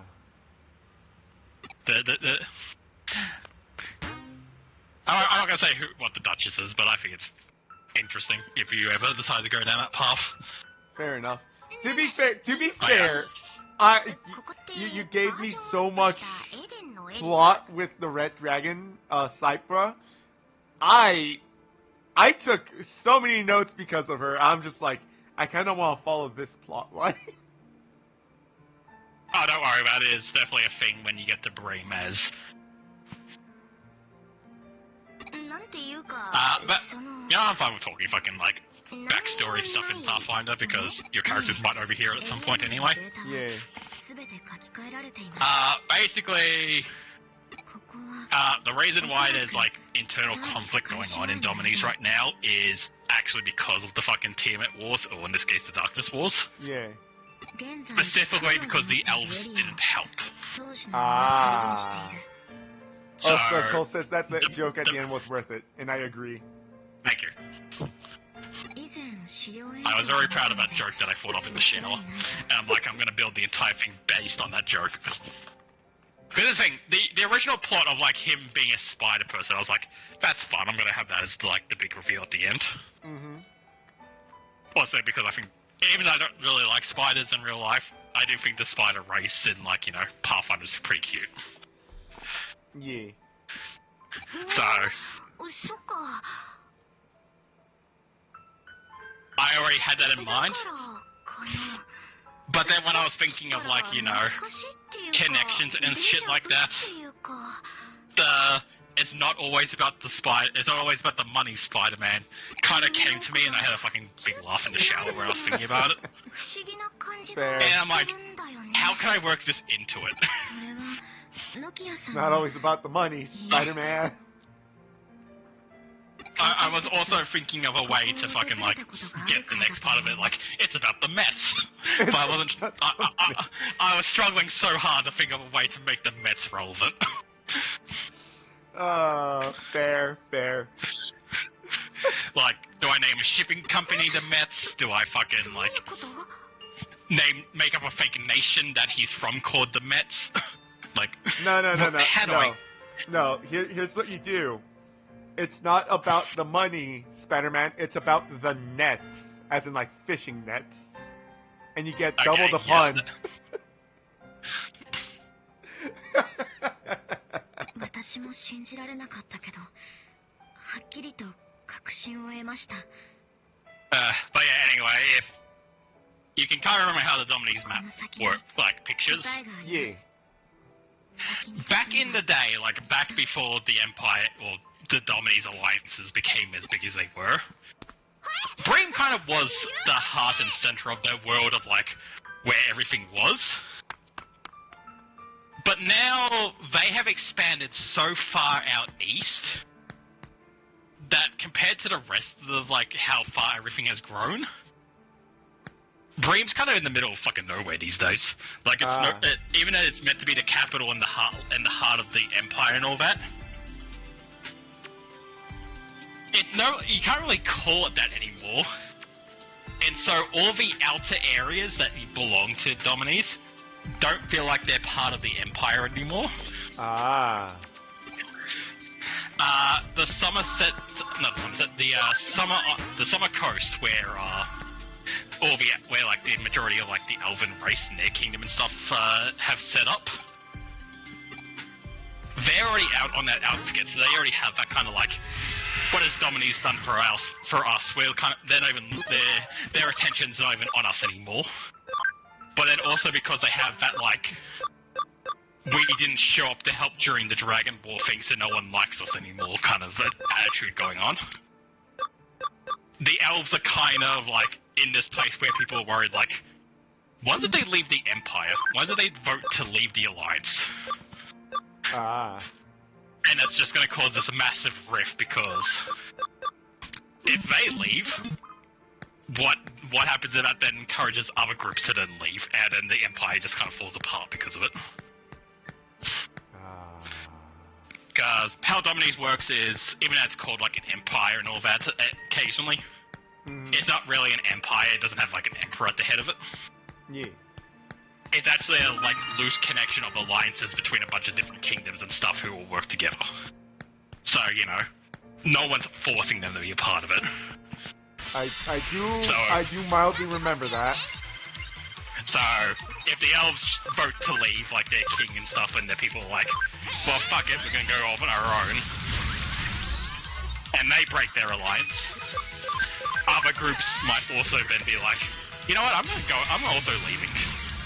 And that's why there's currently, like, this weird, like tension going on right now.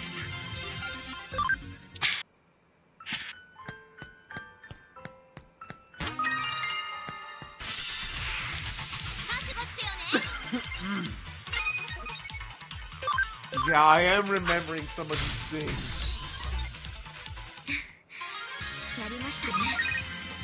I'm also kind of thinking, like, because a lot of the lore hasn't fully been explored yet in-game, and therefore I feel like it isn't set in stone just yet.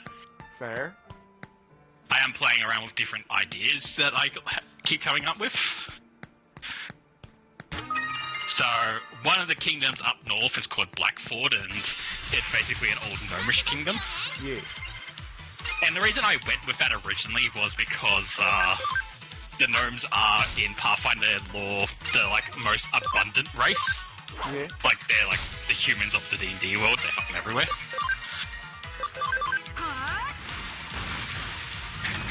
But when I was looking into other laws and stuff, I'm like, I'm kind of playing with the idea that maybe it's not a gnomish kingdom, maybe it's a halfling kingdom.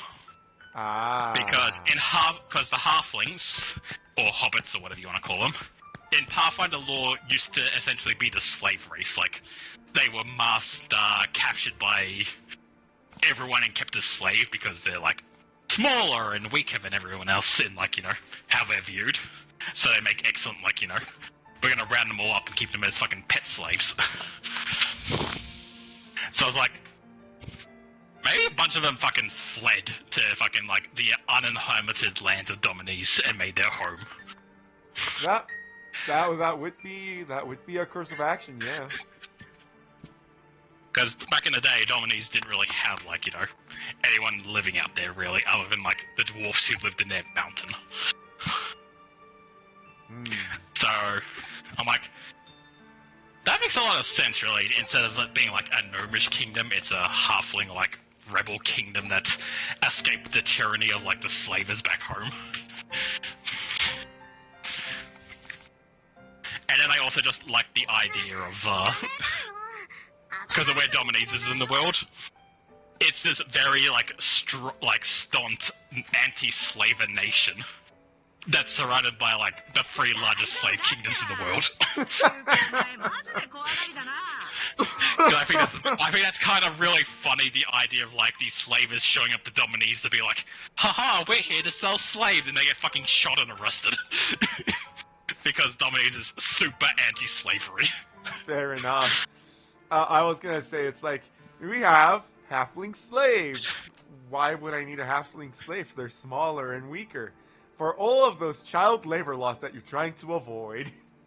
That was basically it. That is literally in law basically what it is. They make perfect miners and stuff because they can go into like small crevices and shit because they're small. And that way you also don't have to use children. Yeah. Like, that was literally it. That is why they are used as slaves everywhere. It's very fucked, but... It's fucked, but it's funny. It's funny, in a morbid way.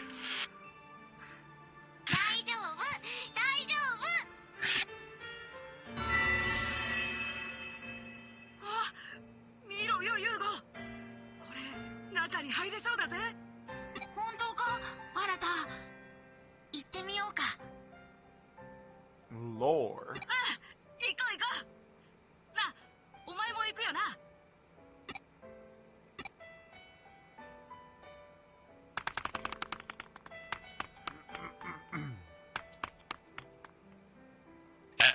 Essentially where Dominies is in the world in Pathfinder, if we compare it to like real life world.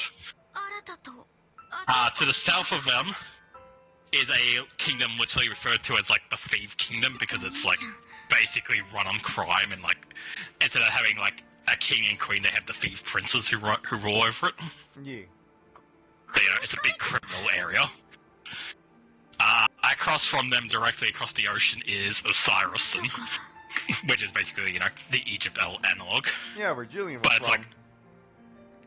it's like biblical Egypt, so you know, instead of you know, instead of we have like a bunch of workers in like real history who went and worked on the pyramids, we have a bunch of Jewish slaves. Oh. Like that's what kind of Egypt it's based on, rather than you know the real Egypt, which didn't really do the whole slavery thing as much as everyone likes to write about them.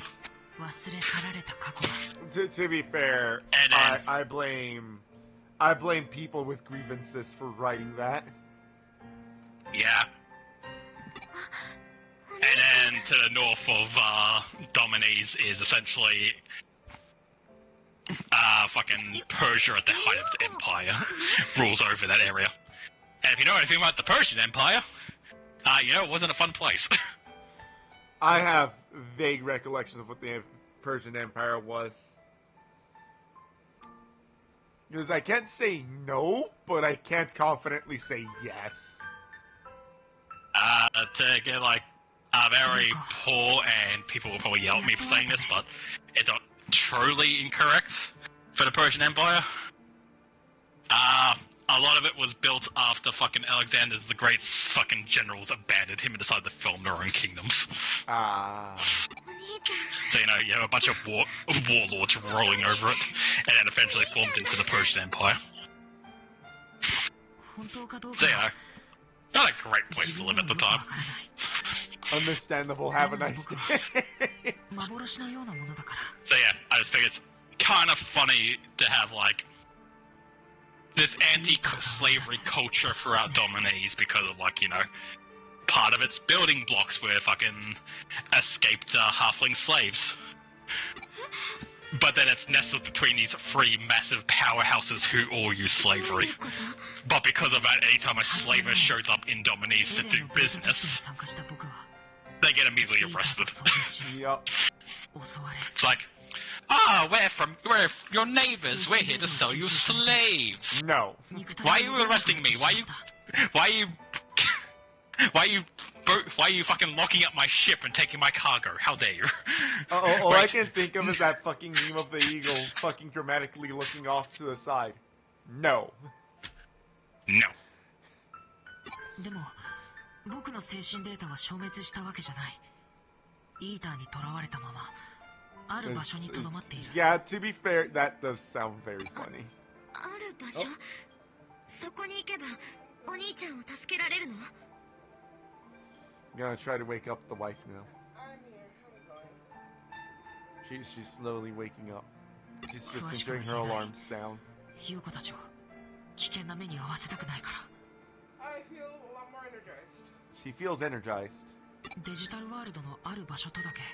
I mean, Ren, you know how the storybook goes on how to wake up Sleeping Beauty. I know both versions. Which one am I looking at? The one where you molest her and no sleep. Fair. She might appreciate that. She might not. It really depends on how she's feeling. What? What? What happened? Sleeping Beauty. Do you remember how to wake up the Sleeping Beauty? デジタルワールド？ And That sounds like a no.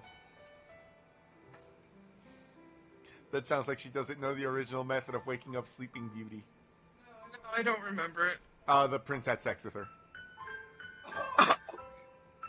その場所から僕は I believe it was the childbirth that woke her up, wasn't it? I believe so. I believe she was still sleeping and pregnant. And then, upon giving birth, something woke her up. Okay. 君たちを見守っ Yeah, ていた。 it was not great. 時には姿を見 I せ mean, たこともあったはずだ。 most of these stories never are それ great. こそ It's fine. It's Oh, hey, it's Uni! Scully is I here! lived! You made it just in time for the part you wanted to see. Let's go! 噂の白い少年の幽霊。 I'm sorry, Bruce. こと？ Oh, how dare you scare the good boy. あれは僕の記憶の断片をイーターがデジタイズしたものだ。 Waifu is in the kitchen. Can I ask for something? Yeah. Can I have some donuts? Sure. Can I have Yeah! Only if you come and visit. 正体が幽霊じゃなくて Hey, Diamond would Sc- kill 安心し me. たかい？ Scully, change back into your Scully? little Digimon. Yes, Oh, yes, Scully. Spooky. Yes, Scully.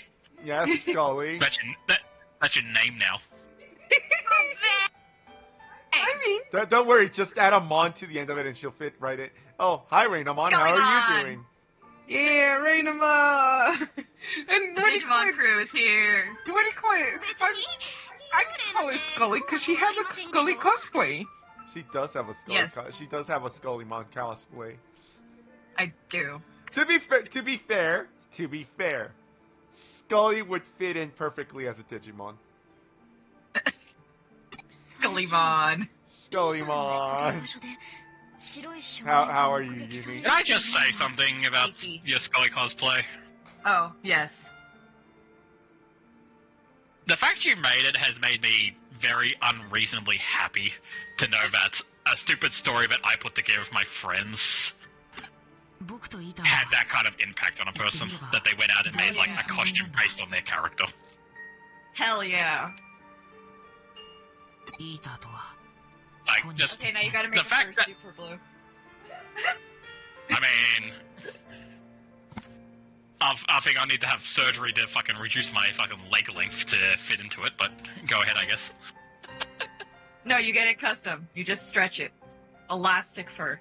I would need an oversized bra and a nun outfit. I mean, the nun outfit shouldn't be that hard. Okay, but first I gotta get the oversized bra, find a way to stuff it, and then I can decide on how big the nun outfit has to be.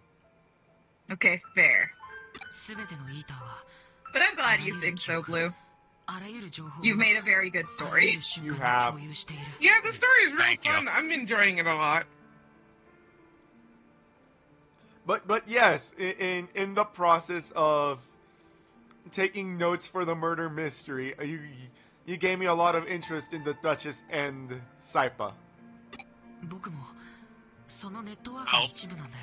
I'll definitely let you know about Cypher and what she's up to is definitely on the plate if you guys want to do that.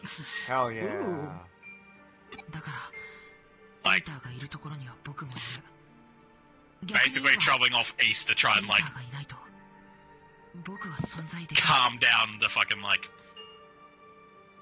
essentially frontier of fucking the Dominese Empire to, like, keep everyone happy so that rebellion and, like, alliance breaking doesn't happen. That is definitely a direction the story can go. Did I say west? I meant east.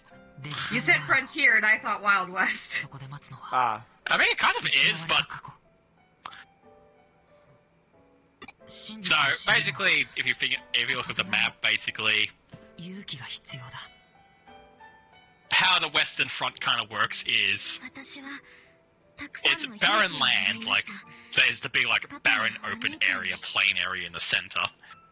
But they've kind of pushed past that now and are getting to, like, the edge of it, and it's starting to enter into, like, big tropical jungles. Ooh. I do So like the big frontier tropical is... jungles. So, kind of it's the first explorers reaching the Amazon kind of setup going on right now. Ooh. That's pretty cool. I like that. I would much enjoy that. I wouldn't mind that. Yeah. So, you have like more a safer port up north in like the northeast in areas like Ouroboros, which is where all the Nagashi and stuff are. And then you have more turbulent southern areas called the summer coast, which has more of a like Caribbean feel, tropical rather than like Amazon jungle feel. And that's where all the fucking elves mostly live, because they're going through turbulent times because they basically dipped out of a fucking war and abandoned everyone, so people aren't very happy with them anymore. They just... But because people aren't... Yeah.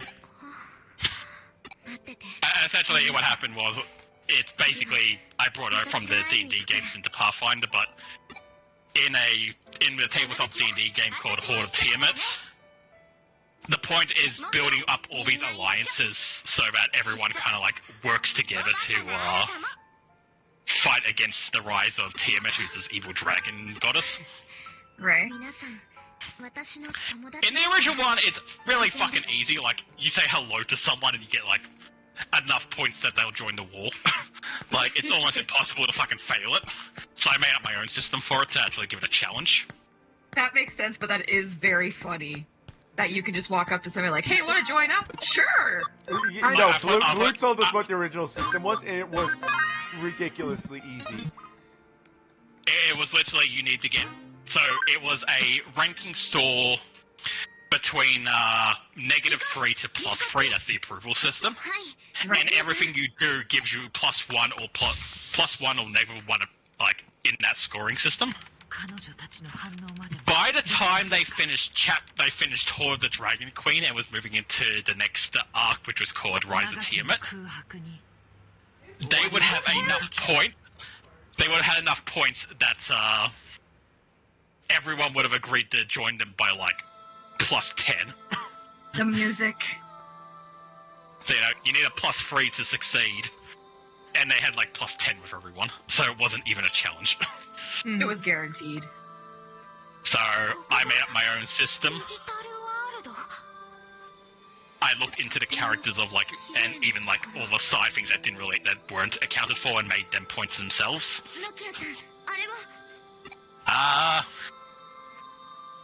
And at the end of it, they actually almost lost 2 factions, but were able to pull one faction back right at the last second.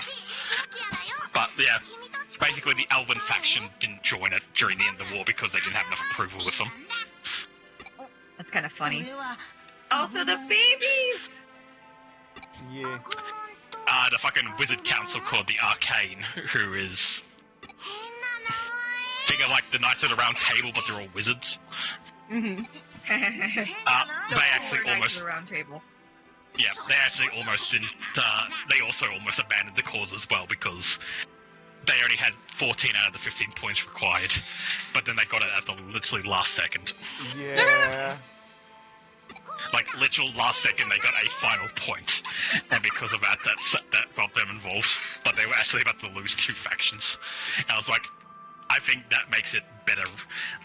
That's why I like my point system, because it was actually like skin of their teeth, rather than the guaranteed version that D&D actually has in the book. That's fair. But yeah, moving on to Pathfinder, because the elves dipped out of the war. People aren't very happy with them at the moment. They're kind of seen, not as traitors, but... Well, everyone decides...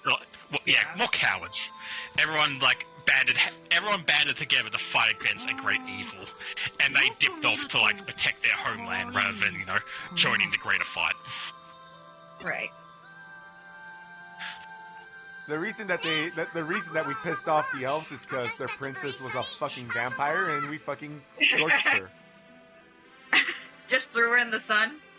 There's a few things you did other than that, but yeah, that was like one of the big ones was basically the princess was a vampire who had joined the cult. Had they captured her and brought her back, they would have got +1 approval, but because they killed her, they lost 1 approval, essentially. It's how I calculated what? it. Like I said, it's it wasn't meant to be like, Right. each action wasn't meant to be like a huge change.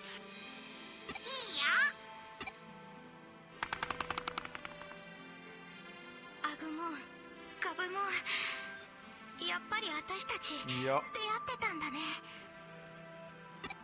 Wouldn't it be wild if, like, a creature showed up and was like, oh yeah, I met you when you were a baby? Honestly, if a fucking talking creature showed up and said, "Oh hi," insert first last name, and you're fucking, and just starts prattling on about my life story, I'm just gonna be like, "How? Huh? Nani kore? What the Just fuck?" dropped your social security number. Spouts my social security number at me. I don't even know that by memory, sir. I was about to ask, if a creature walked up and gave you your social security number, would you actually know if they were right or not off by your head? Or would you have to look it up? Because I would have to look it up. I unfortunately do actually know my social security by memory. Namely because it has the number 69 involved in it too many times. Mine too! Too many times. I wouldn't know because we don't really use it over here. Like, Fair enough. we have it. We put it in when we do taxes, but that's a once-a-year thing. So basically, if I were to go job hunting, which I kind of am, because yay, I need to know it for job hunting. Yep. You also need it for medical reasons. Fair enough.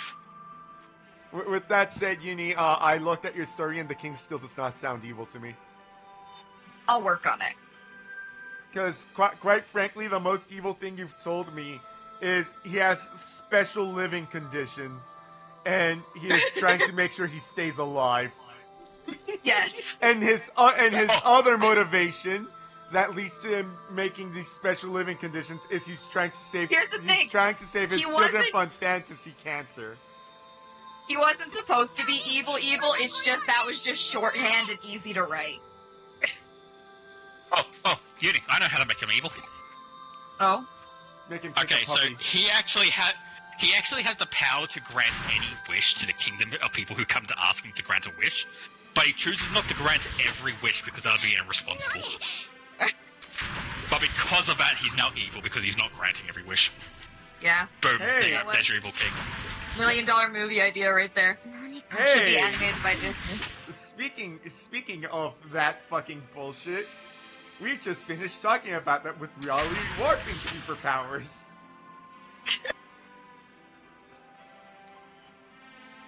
I noticed that Cole talked about the elf faction leader was hiding His more the. criminal daughter from everyone else, or was just very good Yeah. at killing her and her dragon.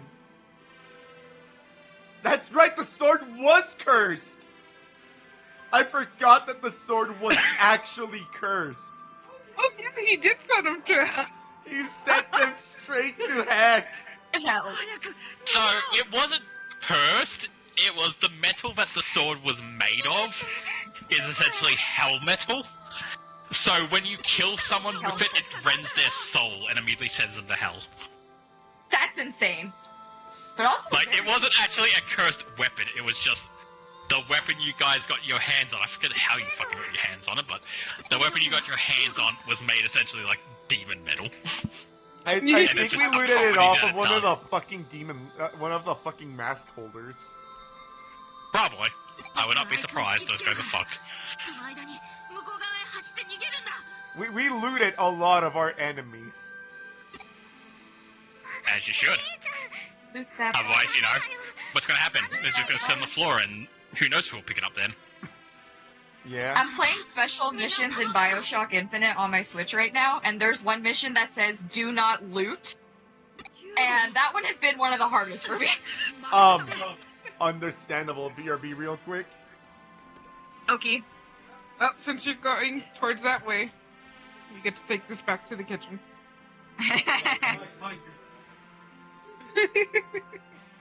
It's just that instinct to loot that body. Yeah, really hard to not loot. Especially because, like, when you're playing any game, you get into the habit of clicking that button. When playing Baldur's Gate with Blue and Ren, I actually have to stop myself from checking everything. I believe that because I'm the same. It doesn't help that it's very easy. We have to remind her that, you know, we also want loot and weapons. You can't hoard it. You're not a dragon. She's not actually hoarding it, she just collects everything so she can sell it to them, buy things. But it's like, before you do that, can we look at it in case we need some of that loot that you're planning to sell? Oh yeah, usually if I find something interesting, I'd be like, I found this, do you guys want it? But most of the time, I just get like junk. Sometimes I actually pick up like plates and cups and stuff like that, because they'll give you a gold, or like something like that, so I'm just like, hey, it's a gold! I will say... I will say that I do think it's absolutely and abundantly hilarious in, like, Baldur's Gate and other D&D styled RPGs, that it's just like, wow, copper is so incredibly useless and so is silver, so we just turned everything into gold. Yeah. Like And- in actual like Pathfinder or D&D, if you brought someone like a plate and said, "Can I sell this?" they'll probably give you a copper. But in a video game setting, it's like players aren't going to want to keep track of that shit, so they give you an actual gold for it. Yeah. Also, loot Inflation. that... Man, the body's just lying there, isn't it? Don't loot that body! Buddy! I always wish that song was longer. Yeah. Active perception check. Nat 20, let's fucking go.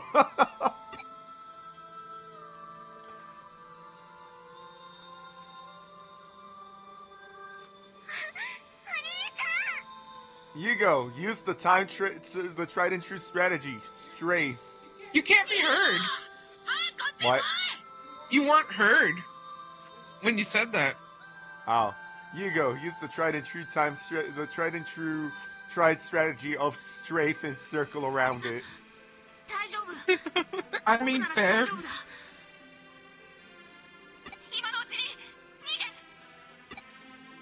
And that's how you get banned from a tournament. My God, he was about to say The a reaction. bad word.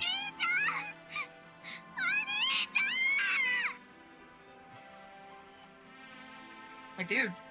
Just look He's how very acting. dead. And grouped it. He's now one of the more good aligned dragon. To be fair, yeah, no, that's true. Boltheart did some fucked up shit. Somehow he's this good aligned dragon. It's in your brain. Here's the bro. thing. Here's the thing. It's what I stand by when it comes to like dragons and pretty much anything really in my games. Evil aligned races and good aligned races inherently are driven to that alignment, but that doesn't mean they have to be that alignment. Exactly. Player choice. Like a red makes it. dragon is naturally driven to be greedy and be evil, but that doesn't mean every red dragon is going to be evil.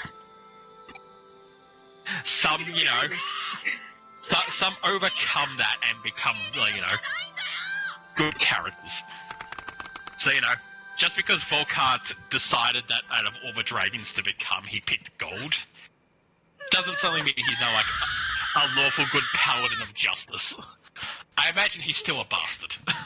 Yes. Like, he's still a bastard, man, I imagine.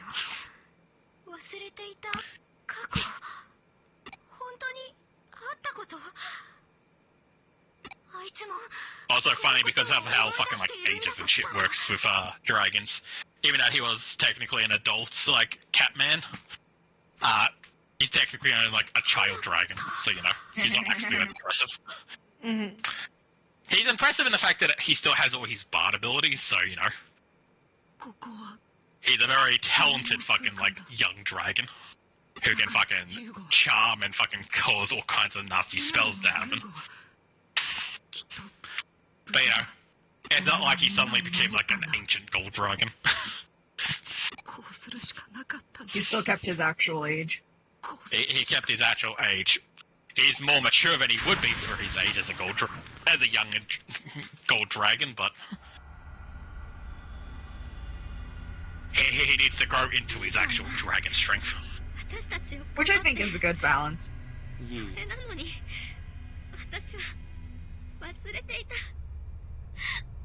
何もかも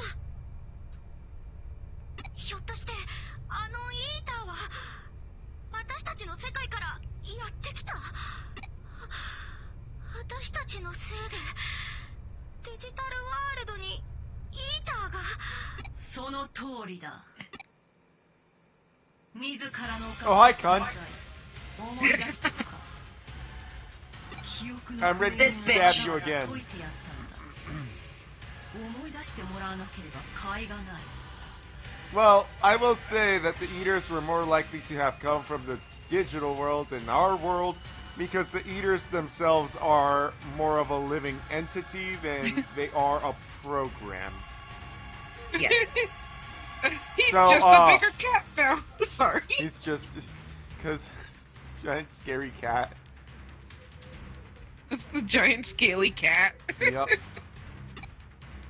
I heard you say giant scaly cat. Yeah. That's what a Oh. dragon is. A giant scaly cat. Okay, you know what? Fair. 愚かにもイーターを呼び込み Ma'am, you cannot say that we called the Eaters to the digital world. 余ったえゴミを残したまま扉を閉じてしまった I mean, the door closed with you on the other side, Crusader Monster. You're right, the trash was left behind, and it should have stayed living behind. その時世界の断りは歪み始めた It sounds to me like you were too weak to defend yourself, bitch. その時世界の崩壊が始まったのだ Sounds like a personal problem to me, skill issue. L plus ratio. Also, fucking... What the fuck is her name? Nokia, you worthless phone! You have my Digimon. Get to using them.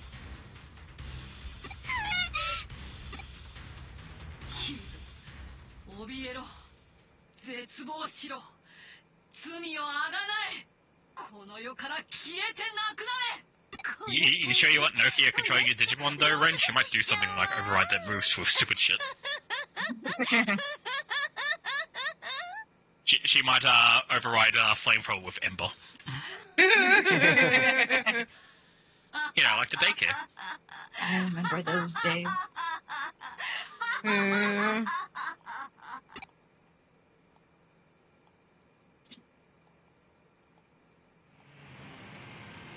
There we go, Uni. 未来を選ぶ。そんな不確かな可能性を私は信じよう。 Best girl. Best girl. Oh shit, Back to the Future.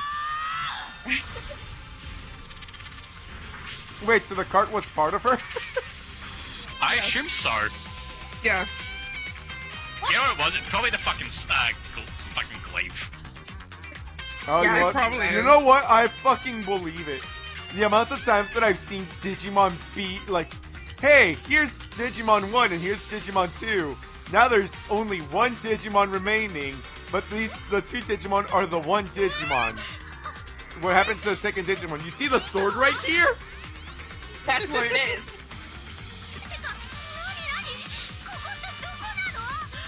I love that Kyoko's Alphamon.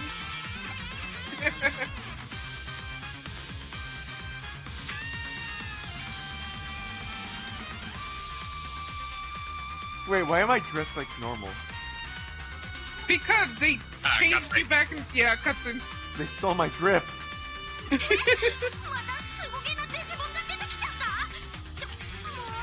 I know it's incredible, huh? You've never seen it before. Right? Could be weak as fuck. 私たちを守ってくれるの？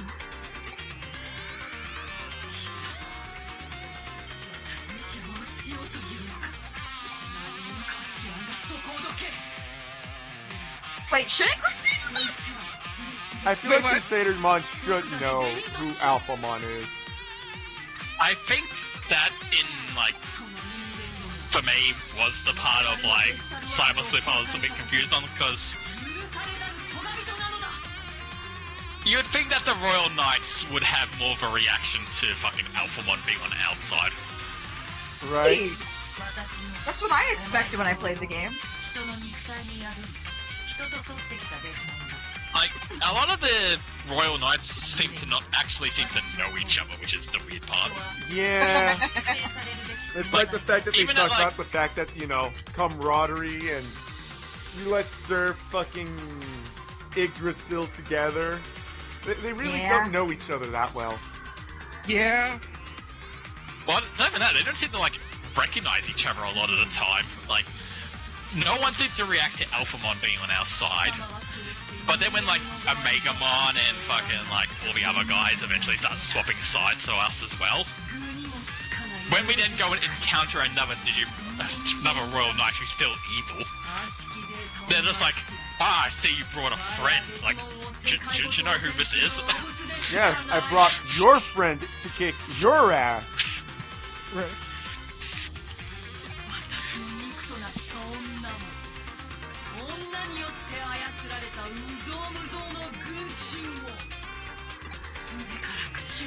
Like, it's a minor thing, and in the grand scale of things, doesn't matter too much for the overall story.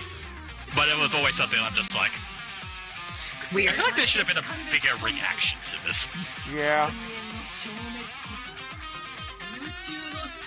I love that Crusadermon's like, I hated her, but yet your personality has essentially merged with her.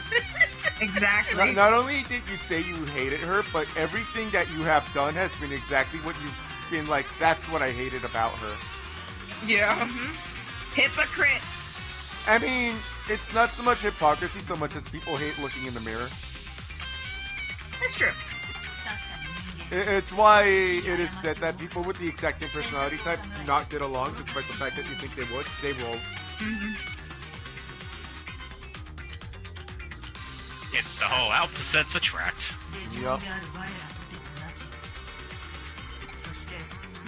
Although if you get too opposite, then you start having marriage crisis. You start what now? Marriage crisis. Ah. Like if you have someone who's like a bit of a workaholic and someone who's a bit more laid back and prefers like, you know, we prefer to go on holidays and stuff. They can mesh very well, but if you go too far in the opposite direction, they never hang out and therefore, you know, become very distant and never talk to each other. Yeah. I'm always at work, and I'm always out having fun. I'm always at club. We see each other for 5 minutes before we go to sleep and when we wake up.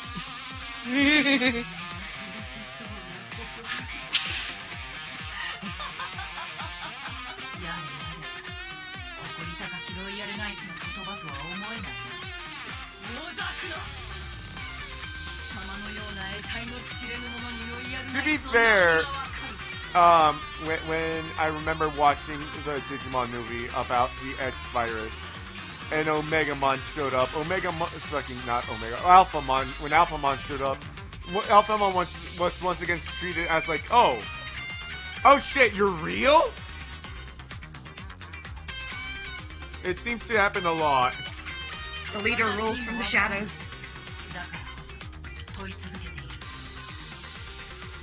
I mean, to be fair, Alphamon tends to have one or two roles in fucking Digimon. They're either the hero or the villain. Yep. or the hero acting like a villain. Yeah. Imagine how many issues Alphamon could solve if he just explained the situation. Yeah, but that's a lot less fun than just blatantly attacking a tiny cat. Communication! To make an HR involved, this workplace is incongruable. Why would I tell you what's wrong with Meikumon when I could just attack Meikumon? Exactly! You wouldn't get it. I mean, to be fair though, let's be real. If he didn't do that, then Omegamon and Alphamon wouldn't have fought each other and we wouldn't have got the best fight and try. I know, right? It's not like, you know, their fight at the amusement park was literally the peak of that series. And it went downhill after that. Yeah, unfortunately. Yeah. Yeah.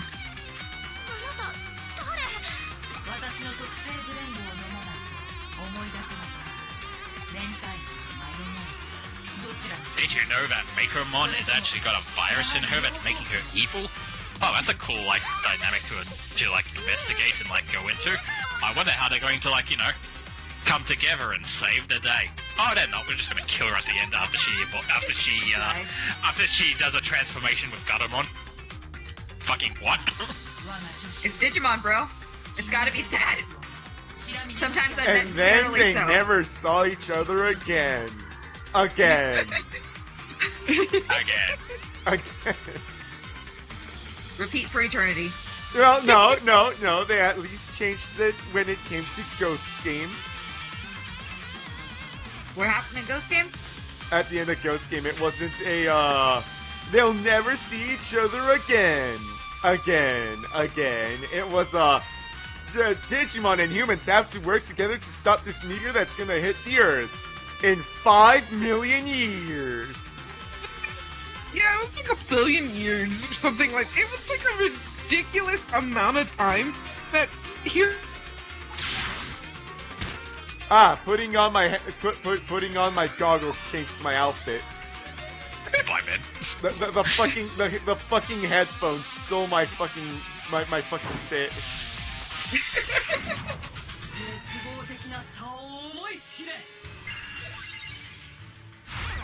Like, I love you, Digimon. I really do. But please. learn how to write a different ending. Yeah. Yeah. Like, don't get me wrong, I like tragic endings, but you kind of also have to commit to the tragic ending for them to be tragic. It really is a please fucking commit to the ending at the very least. If you're gonna pull this, then pull it right. I mean, at this point, I don't even want them to commit to that ending. I just want them to make a brand new ending because I'm sick of it that much. At this Like, point, even if just- they commit, and they're like they actually never saw each other again, I wouldn't be happy with that because I've seen it too many times. Just give me a new ending. At that point, it would just be Everybody eye-rolling. fucking died. But this time, the kids. I mean, that's just Digimon Survive. Yeah. Already had that. That's not the ending. I mean, to be fair, it's at least different from the actual ending, which is just, and then they never saw each other again, but then they Again. did, and now everyone's friends. Again. Yes. I like the random Bergermon that's just here. It's just chilling. Emotional support. I mean, she's doing some damage. Oh, You don't get to win, I'm sorry. that's...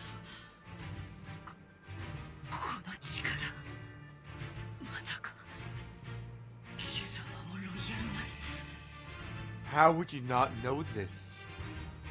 Unfortunately, it seems like Alphaman does not even know this herself. You wanna know what the worst part about this is? Just look at the outfit! I know! The outfit says so much! A Digimon called Kyoko. You know what? Top waifu. さて、そろそろ終止符を打たせてもらおう。私は戦闘が増えてな探偵でね。刀剣など解読しておけばよかったかな。待って、私に父の仇を打たせてください。 Let me fuck her up. Yeah, kick her ass like you're Lilo beating the living shit out of Myrtle. Yeah. なるほど。これは君の戦いでもあったな。いいだろう。 Speaking of, that scene was changed a lot in the movie too, from what I heard. 終わらせたまえ。 No. Lilo Well, I just mean- kind of gently pushes her. I mean, Really? Lilo's not a freak, as they like to say, anymore. Yeah. Wait, she Look, wasn't. Like, Lilo was I know a they gremlin. called her a freak, but お願いします。 I feel like she was just a rowdy kid who had issues. Well, Yeah. yeah. I mean- that's what she was. It's just. I mean, and then, you know, then she became like icon for people with autism, which I don't think was intentional, but it happened anyway. Really? And then they're like, okay, now she's nothing. She's just a kid. And it's like, fuck off. They took away her personality. They also made her entirely too okay with being taken by Child Protective Services. あなたなんて怖く Yes. ない。 I mean, they also apparently toned down Stitch, where he's just like an actual like pet and doesn't have like any like evil to it. Yeah. Like the whole like.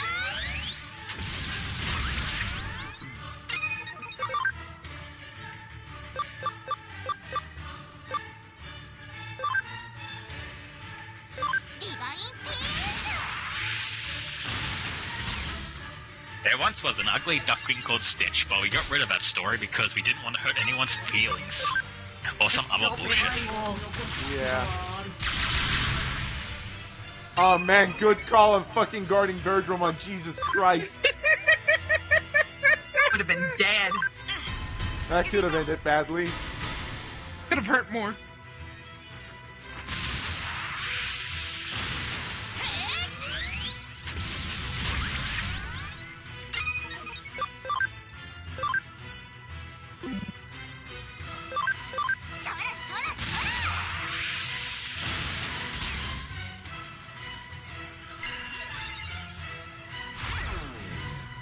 You fucking bitch. The reason we had to make Jamba the main villain is because we couldn't put Gansu in the movie because he was too tall. Could you just Almost fun. make him a bit smaller then? No, that would have been work. It's I hate so... the words that would have been work because that is so fucking accurate. Yeah. Sadly, it is. Like, the thing is, I'm sure that there's, like, so many animators who'd be willing to put in the work. It's just Disney isn't willing to pay for it. Nice.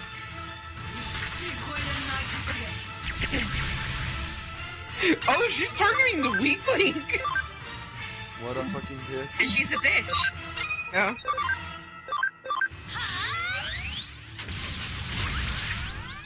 I was expecting her to do some, like, fucking... I'm expecting her to do some, you know, big fucking AoE at some point. I don't think she has any AoEs. Ah, I don't think cool. so either. I just expected some bosses, I'll be honest. That's fair. Yeah, I also learned something recently about the original that with Peakley. Mm-hmm. Oh? There's actually a reason why he's in a dress, and it's not just, you know, haha, he's in a dress. It's because of With his the 4 legs. legs. Yeah, he has 3 legs, wouldn't be able to wear any pants, he wouldn't be able to wear pants. Yeah. It's like, Okay, yeah, I did. I never really thought about that, and I'm like, the fact they didn't put him in the dress and they fucking came up with some other bullshit. I feel like also just shows that it shows that they're not like I feel like this shows that they're not very creative. Yeah, I agree. Like the disguises were terrible, but they were also like, you know, how do we hide these aliens in human clothes? What would they wear to like cover their alienness? Yeah. Say, what are you doing? Nothing. Say, I wanna try that on. No! Share! You're just jealous because I'm pretty! God, would you guys be down to watch the movie after this? I fucking love the original Lilo and Stitch. Fair. Yeah. I thankfully don't have anything to do tomorrow. I mean, you stream tomorrow. Yeah, but like in the morning, I'm saying I can stay up late. Ah, okay. Do I finally get to fucking spam you with I think you're Furry? here for this, that's something I learned about it as well, Uni. I don't know if you're here for this part. So you know how there's a scene in the original where fucking Stitch uses Lilo as a human shield and Jumper calls him out for it? Yeah? Yeah. You know, the show that, you know, even that he is evil scientist, he's probably not all bad if he's not going to, you know, Fair, cool. shoot a child to get to Stitch. He even moved her out of the way at one point. Yeah. Apparently in the actual fucking, like, in the live action thing, when they're doing that, like, blowing up the house scene where they're having the big fight at the end, there's apparently a part where he stops chasing Stitch to go out of his way when there's, like, fire and stuff going on, to purposely pick up a bunch of photos of Lilo's family and throw them into the fire. Yeah, I heard about that. That's not even evil, that's just petty evil. Yeah. That's not evil, that's just them being a cunt. Like, he purposely ends his hunt on Stitch, the thing he's here for, sees a bunch of photos of her parents and decides to throw them into the fire. There's no reason for that.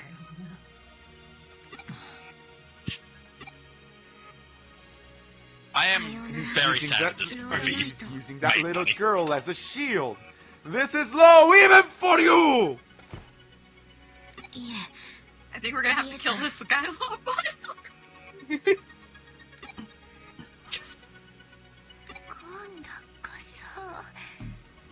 Like, I'm very sad that the live action made as much money as it did, because it's just going to encourage them to make more bullshit like this. Yeah. Oh, everyone's angry and didn't like the movie, but their wallets said otherwise, so obviously they want to watch them all. Right. It was probably a lot of parents who just didn't want to bother with, like, watching their kids for one afternoon.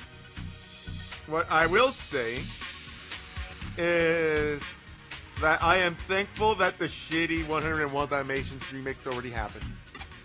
Yes. That doesn't stop them from trying again. But at least if they say we're doing a live action remake of the 101 Dalmatians, we can point to the one that already exists and be like, you already did. Hey, you Don't called bother. them shitty? I don't think they were that bad, though. No, the 101 Dalmatian remakes were okay. They weren't even... Well, okay, yes, I guess they were technically remakes, But they I focus actually- more on the people. Yeah, it's funny. They did okay go with ahead. those because you Yeah. couldn't really do anything with the dogs. Yeah. Exactly. When you mentioned the live action 101 Dalmatians, my mind didn't actually go to those movies from back in the day. Did your fucking My brain mind go went to to the mall. Cruella? It went to Cruella. Yeah, my didn't mind it? went to the. It went to the more recent Revilla, and I'm like, yeah, that movie was also terrible. And I was just nodding my head around, being like, yeah, that movie was really fucking bad. They made her So luckily we a bohemian or something, right? They tried to make her. They tried to like explain why she's evil and be like, she's actually just And John killed her misunderstood. It's like, mother. Oh, It's her, like- her mom died to a Dalmatian, tossing her off a cliff. it's like she she's was. trying to skin dogs and turn them into a cloak. Why are you trying to rewrite her into like female fucking embodiment of like power and like, oh, she just misunderstood and pushed down by the system? It's like, She was probably the worst character to do that with. she is literally possibly one of the most evil villains in like old Disney. Not every woman needs like a reason to be evil. They can just be evil. Some Even people in that suck. Twisted musical, they didn't try and justify her like the other Disney villains. To be fair, you say not every woman, not every villain needs a reason to be evil. They can just be evil. Because that's not an issue Yeah, of them but- going back and rewriting female villains. No, every fucking villain now is like, here's why he's so sympathetic. Fuck off. Let him be a cunt and just be a cunt. Yes. The reason I said woman, that I fucking went to fucking women on it was because they tend to get more fucking like rewrite sympathy as to why they're evil, where guys tend to just get to be evil. True. Yeah. True. The closest we've That is gotten fair. to trying to make an evil person sympathetic in recent years is fucking Joker. Uh, I don't think they did a good job of it either. they keep on failing. It's because Because Joker's not. So glad you guys agree with me. the problem with the Joker is that they keep doing the Spider-Man effect of like they need to ruin Spider-Man's life to make him interesting for some reason, and that's the only plot point they go with. Joker, they keep doubling down on, we're gonna make him the most fucked up thing in existence. And it's Yeah. gotten to the point where he is so evil and so heinously unlikable. He like That- wore people's that every- faces, didn't he? Yes. And now people are just, now everyone has gotten to the point of like, why hasn't Batman killed this guy yet? Why hasn't anyone killed this guy yet? Yeah, like Like- Joker has gone so evil that people just do not care who it is that kills the Joker. They just want the Joker dead. Hell, if he falls over and hits his head, that's still a win. If Joker dies the same way Hitler dies, people will cheer for the Joker for taking out the Joker. Yeah. Like, if we go back to the old, like, the best version of Batman being the animated series, Oh. the reason why all those villains worked was because they showed that they could be redeemed. Like, so many of those villains actually got their shit together and were able to become, like, actual people in, like, society. But also, all the evil shit they did wasn't, in, like, the grand scheme of things, it wasn't that bad. Like, they robbed a bank or fucking stole cars and shit like that. Like, they weren't like, you know, I set off a nuke in the fucking in the center of Manhattan and killed millions of people evil like Joker is these days. Yeah. I don't know, I did like him in Lego Batman, though. Like, That's Lego Joker Batman. has set off an actual nuke in fucking recent years. That's I how didn't know that. fucked we are at this point. And it's like, there's no redeeming these characters anymore. They're too evil. It the point genuinely of has Bat- gotten Bat- to the point where everyone just says Batman's no-kill rule can no longer be upheld. Yeah. Batman's no-kill rule was both a personal thing for him, but also because every villain in his rogues gallery could be helped. They were sick people who were sick, who have had bad things happen to them and taking it out on everyone else around them, but they could be helped, and you could see them get their life together afterwards. Harley could go back to being a doctor. Fucking the Scarecrow, fucking the Riddler, the Penguin, they could all move on. Like, in the animated series, Two-Face gets redemption and goes back to being the fucking, like, lawyer mayor that he was meant to, that he fucking failed from. Yes.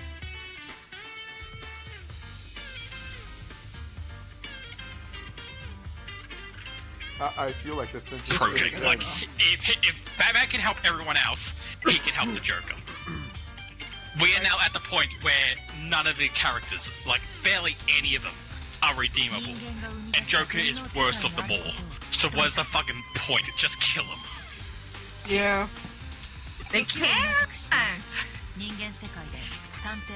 Like, and it's thing, like, everyone wants Batman to kill him. I don't care that Batman's got his rule of no killing. Why hasn't Commissioner Gordon or someone shot him? Why hasn't the state just been like... Why hasn't the fucking state been like, death sentence? Why isn't Red Hood just shot him in the face with a sniper rifle? I'm actually confused about the justice system. It's like, considering he's brought him to like jail so many times, why hasn't the government system just said, you know what, this one's too much of a wild card, let's just kill him? Like, because it's insane. Because it's badly written. That's what it is. It is so badly written at this point. Yeah. Like, here's my favorite one in, like, showing how bad it has gotten. There is a short story that doesn't feature Batman. It follows this guy who is a therapist. And he's kind of like a TV celebrity style therapist where he goes on tour and reads his books and stuff. And, like, he goes around trying to help as many people as possible. And his main thing is helping Joker victims get through their trauma. Yes. And we get to see him helping a bunch of people who have been, like, Joker gassed or had surgery done to them or been through, like, torture and stuff like that. And he's currently talking to this guy who has had his face literally, like, torn apart by Joker. So he's been, like, put into a permanent smile and he can't do anything else because of it. Jesus Christ. The guy pays for the guy's surgery so he can finally, you know, have his old face back. And the guy's like, he's so scared of Joker coming back and doing the damage all over again, he takes his own life. And the therapist is like, I'm not going to rest anymore until I find a way to help everyone Joker has ever hurt type thing. Like, this is his big resolve. And at the end of it, we follow him go home. He climbs into bed and hears a weird, like, scratching noise. And when he looks under his bed, Joker's down and he jumps him and fucking does, like, a bunch of cosmetic torture to him and makes him now into, like, a permanent smiling mess. And then the therapist, who literally just had a big resolve of, like, I'm going to help everyone Joker has ever hurt, he takes his own life because of the horrors that he got put through because of Joker. What the? And that's the entire story. And I'm just like, what the fuck is this? Kill him! This man is such a fucking monster these days. He's no longer enjoyable to read, but in universe, he has become such a blatant monster that I feel like you can no longer justify him being around. Something of this evil in this world, when you have like Batman, sure, whatever, he doesn't kill. Other superheroes should have taken out Joker by now. I think the other thing is also just somehow the Joker in the fucking greater DC universe. Somehow the Joker is worse than gods that destroy worlds indiscriminately. Yeah. The Joker has actually gotten worse than world-ending entities in how fucked up he is. I like how Cole said, dude, at this point, even Lex Luthor would kill Joker. Yeah? Why is it Superman?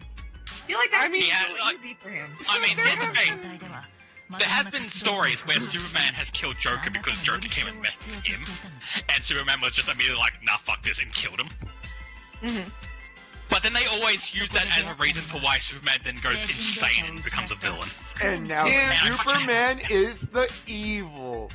And he's so And it's evil that he turned fuck the off. Justice League into a fascist set of heroes. And they are now the evil villains, and only Batman and some of his past rogues gallery can stop them. Dun dun dun. Like, it's fucking insane that that they have this complete monster of a human being existing in their comics at this point. Like, he's an unredeemable creature. He's not human.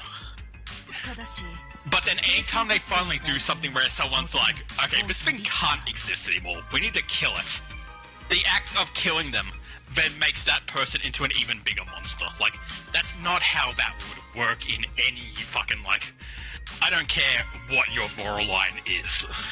That is not how that would work. What pisses me off about, them who going crazy for killing, like, the big evil is that I am just so sick and tired of the retarded storyline of, if you kill me, you'll be no better than me. Yeah. If we kill Lord, kill everyone, and we'll just be just as bad as he is. Like, no you fucking won't. That's not how that Fuck works. off.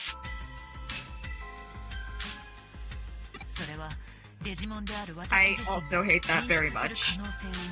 Oh, if Cloud kills Sephiroth, he's just as bad as Sephiroth is. No, he's not. Fuck off. Take your shit. Take your bullshit. Take your fucked up moral system that you for some reason decided to develop, and get the fuck out of my house. I think nothing pissed me off more than this fucking, if I kill you, I'm just as bad as you. I think the one that genuinely pissed me off the most was just, and I kid you not, for some goddamn reason, The Last of Us Part 2. Oh? Oh, yeah. Yeah, nah, that's fair. Like, I don't care much for The Last of Us. Like, I didn't like the first one. Yeah, I said it. Come kill me. I also But anyway. agree. I didn't like the first one either. Continue. But anyway, The I ending agree. is genuinely just a split decision on whether you like it or not. And honestly, it's just there for plot reasons. I can understand why people don't like it. I can understand why people like it. Go on. From what I'm saying, basically, the second one, you're on this big revenge quest. You've killed, nameless goons the entire time to get at this woman who killed your dad. And then at the very last second, your character's like, if I kill you, I'll just become you. And it's like, what the fuck? Or your cat does that exact plot. What do you call it? And she ended up losing everything on the way to do that revenge plot, and then she didn't even do that. It's like, why did you just What the hell? Why bother? So Yeah. one of the last things that her adoptive father left her was, he taught her how to play guitar. On her way to get revenge, she lost the fingers needed to play the guitar. What?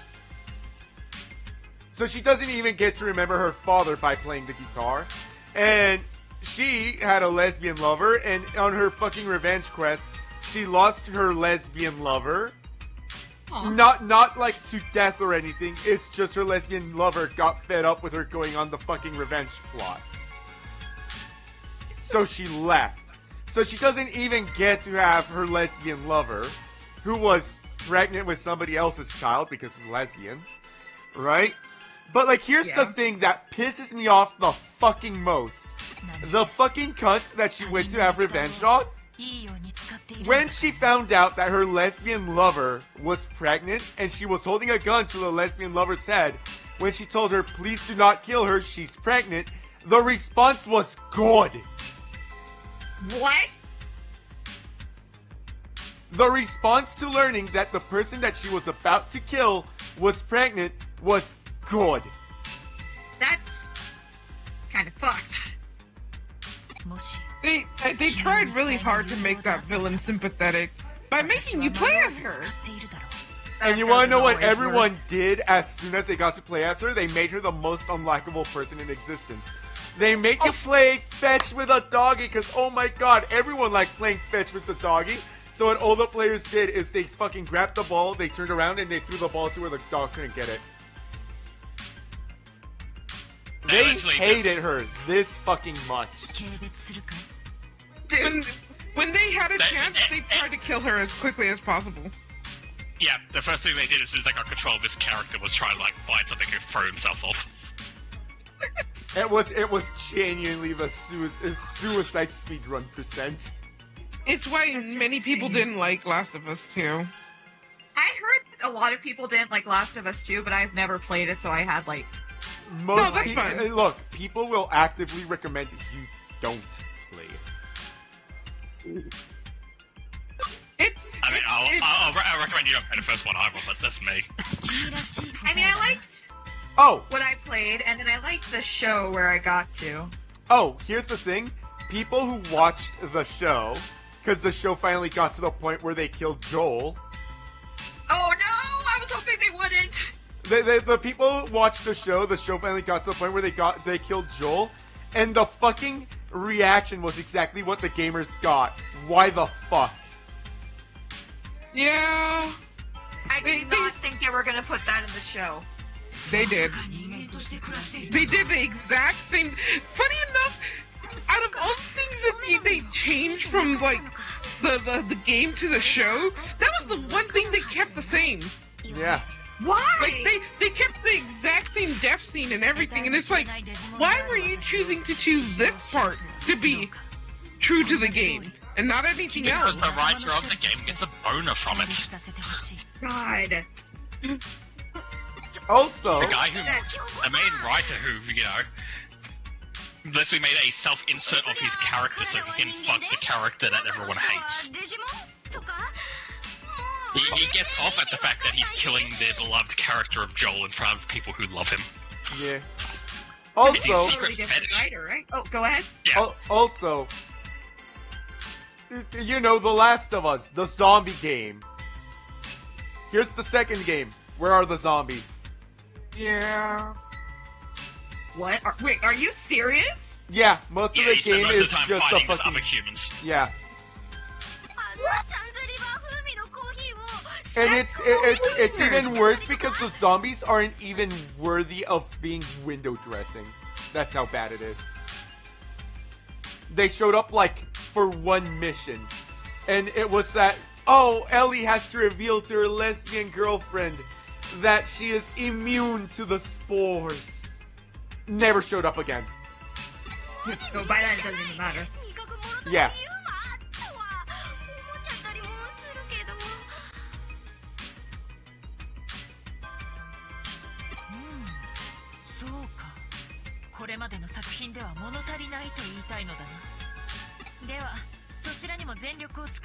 It's honestly really painful. Yeah. Yeah, no, the Last of Us Part 2 was painful. Yeah, I've always heard it was bad, but I didn't know exactly why, but... Ow.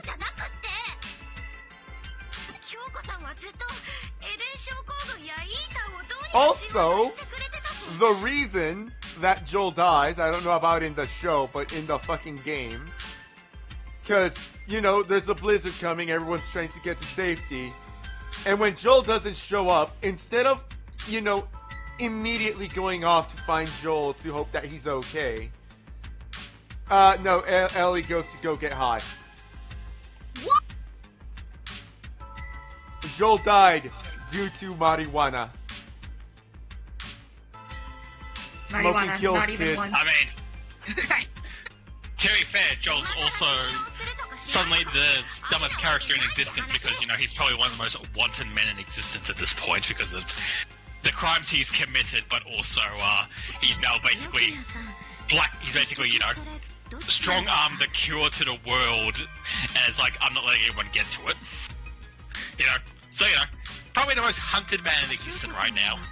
And he shows up to be like, hi, my name's Joel. Hi, my name's Joel. Here's my security number. So basically, he helps us. He helps the cunt. He helps her survive because she's being assaulted by zombies. They get to her safe house. He is surrounded by strangers and blatantly just gives out his name. He might as well have given them his bank account while he was at it. Oh my god. Yeah, like I said, most wanted man in existence at that moment because of everything that's happened in the first game. Introduces himself to a group of survivors as, you know, the guy who did all the things that he did in the first game. And then they kill him. It's so funny because even in the first game, he wasn't even that wanted, and he didn't even give people his real name at first. Like here the guy, he's just- the guy with the most, like you look at him and you can't help but say that man's paranoid. Him. That's so dumb. Yes.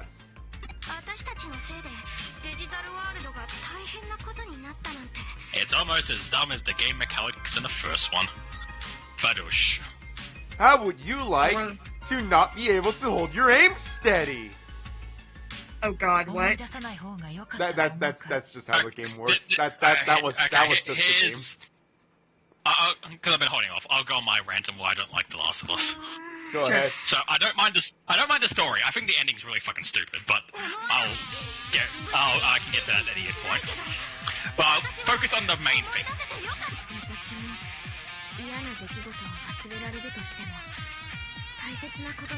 It's kind of like weird. Oh, no. It's really weird. It's really weird because You were Blue, shot. been Blue. in this. Lou, you were You're cut off. You didn't get to Oh. explain anything. Well, I actually hadn't explained anything yet. Ah, Okay, okay, fair go enough. ahead. So anyway, in the first game, for some reason, even though Joel, like, you know, at the start of the game, he's with his daughter's died, and then it's like 5 years later or something. Apparently, in that 5 years of surviving in the zombie apocalypse, Joel never got any survival skills, so he's really bad at everything at the start of the game. Right. And one of the big things is that is guns. He doesn't know how to shoot a gun. Every other game in existence, when your character is bad at shooting a gun, what it does is, it does this really neat thing where... Did we lose them? accurate get a shot. You cut out again. Oh, for It fuck's does sake. this really neat thing where... Oh. Yeah. So, see if it, of course, being mean. Hello? Yeah. Hello. Okay. What did you last hear? It does this this really neat thing. thing. Okay, in other games it does this really neat thing when you're bad at shooting guns, then it makes your reticle really big, so it's really hard to aim, because, you know, you got this big area that the bullet could go into. What The Last of Us does instead, it gives you a regular size reticle, but Joel actively fights you to fucking aim the gun. What? Yeah, it has sway. And it sways So, if a you- lot. So if you try to, like, let's say you're trying to aim at a guy, like you're behind a wall, you're trying to land the shot to shoot him in the head, Joel, it doesn't feel like it is sway, but it doesn't feel like a normal sway. It feels like Joel is actively trying to point the gun at the ground. Oh God. So no matter how you try to line up the shot, it doesn't feel like, you know, Joel is, like, struggling and wobbling about. It feels like he's actively going against your wishes to make the shot fail in, like, the most comical way possible. So it doesn't feel good to play. That's so dumb and kind of a weird choice. There's a scene early on where you get caught in a fucking bear trap, not bear trap, but a fucking rope trap, and you're hanging upside down, and you have your gun, and you have to try and shoot people. Uh-oh. Cut I off again. remember. I just give up. No. So, I do know which one he's talking about, where you're basically upside down. And, yeah, that was a fucking nightmare to play. It does sound annoying for a game like this. Because, you know, you're upside down, you're trying to shoot people who are coming at you, and, yeah, your aim's just going everywhere that you don't want it to go. That sounds so annoying. Another big thing I don't like is the ending of The Last of Us 1, where basically no matter what, you're forced to go and save Ellie and, doom the world. Yeah. And his thing, I get it, she's your daughter at this point, you have this fatherly bond, and you don't want to see her die. So, whatever. But I don't like how they did it. They've apparently changed it since then, so you don't have to do this. But when it first came out, when it first came out and when I first played it, you had to kill everyone. So you were storming a hospital to find Ellie, gunning down security and doctors to get to her and to then escape. Now, I've been told they have apparently changed it so you don't have to kill every doctor you come across.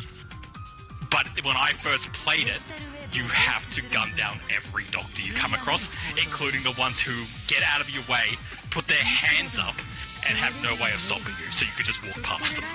The game will not let you progress until you shoot him.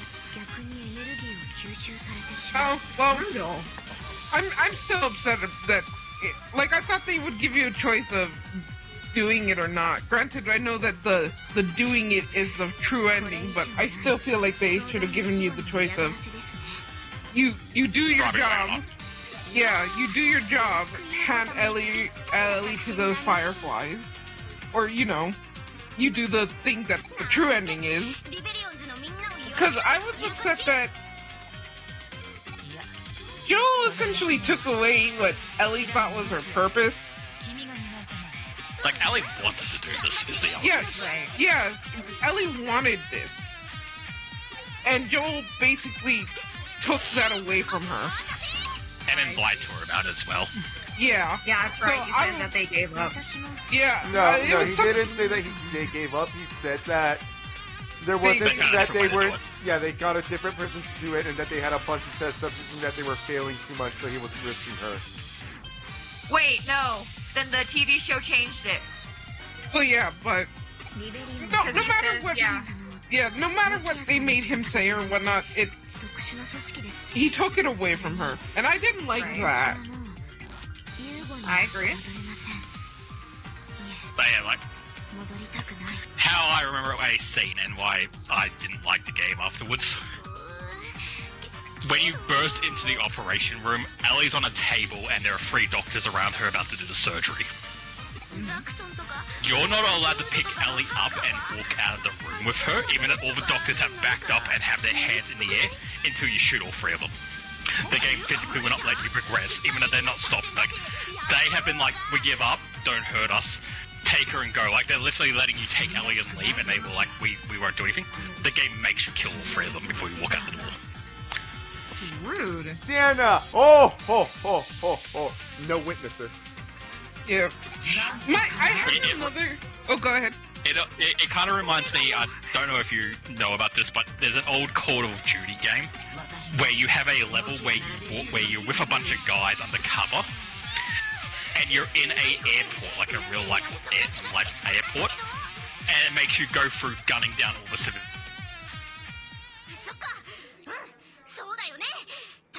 I felt that kind of thing to be gratuitous. Okay, I think I fucking lagged out that time, because all of you had a conversation. I fucking missed it. No, I figured... Shoto. I can't hear Blue anymore if he's still talking. Hello? Hello. He's there. Did you hear what I said?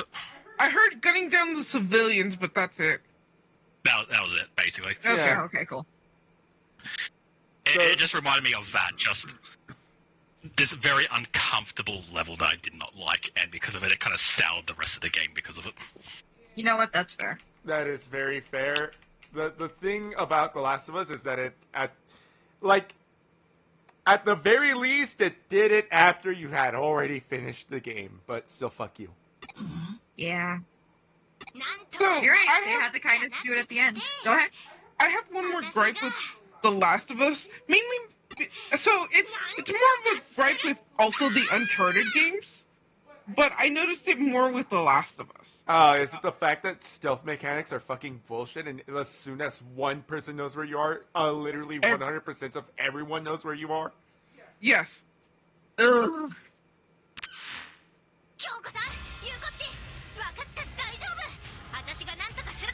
It's essentially that. I hate when games do I that. fucking hate that fucking quote-unquote stealth mechanic, because it basically means you get one free kill and then it's just a shootout. Mm-hmm.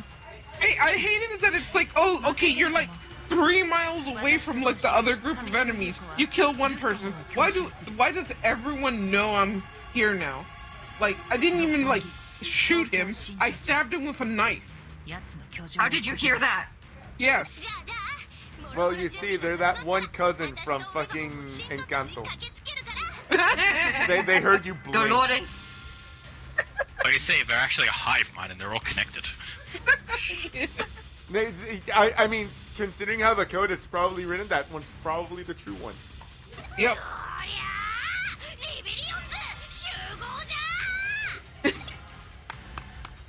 Nokia.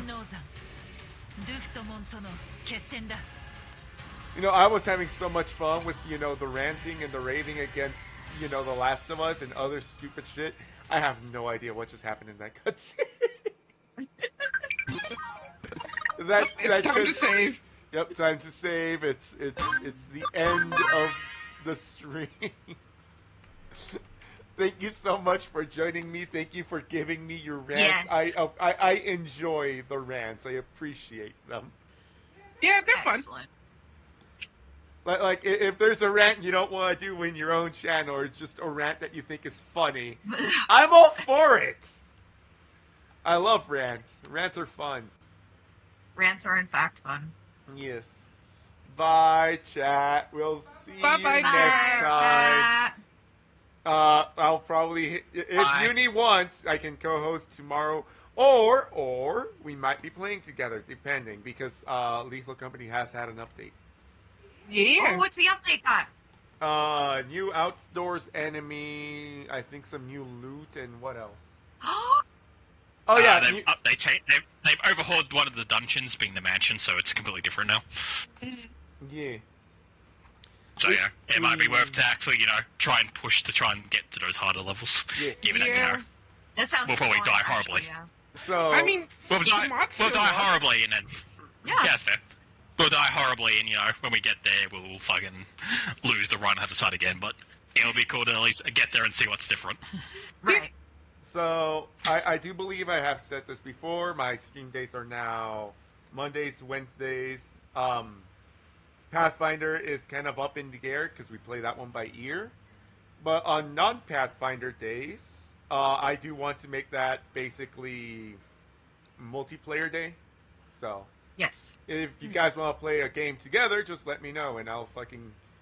If it's not on stream, we can still play, but if you guys want to play something on stream together, just let me know and I'll queue it up. Yeah. And Uni will be probably streaming more BioShock tomorrow. BioShock. My plans to do BioShock on Tuesdays and Elden Ring on Thursdays. Ooh, fun. I somehow lost everyone on that. Did your auto render just die? No, my audio renderer did not die. It was my it was Discord. Hang on, give me a moment. Okay, I'm There back. we go. Hi. I have returned. We still live? Yeah, we're still live. So, the last thing I heard is Elden Ring on Thursdays. Yes. So, the only thing I could say queued up for multiplayer, unless we want to do with more people, it's probably Night Rain. Yeah, Night Rain's probably going to be a Fair. very frequent appearance because it's very fun. Yes, I've been having a lot of fun. Thank you. All right, we'll see you next time, chat. Bye. Yeah. Bye-bye.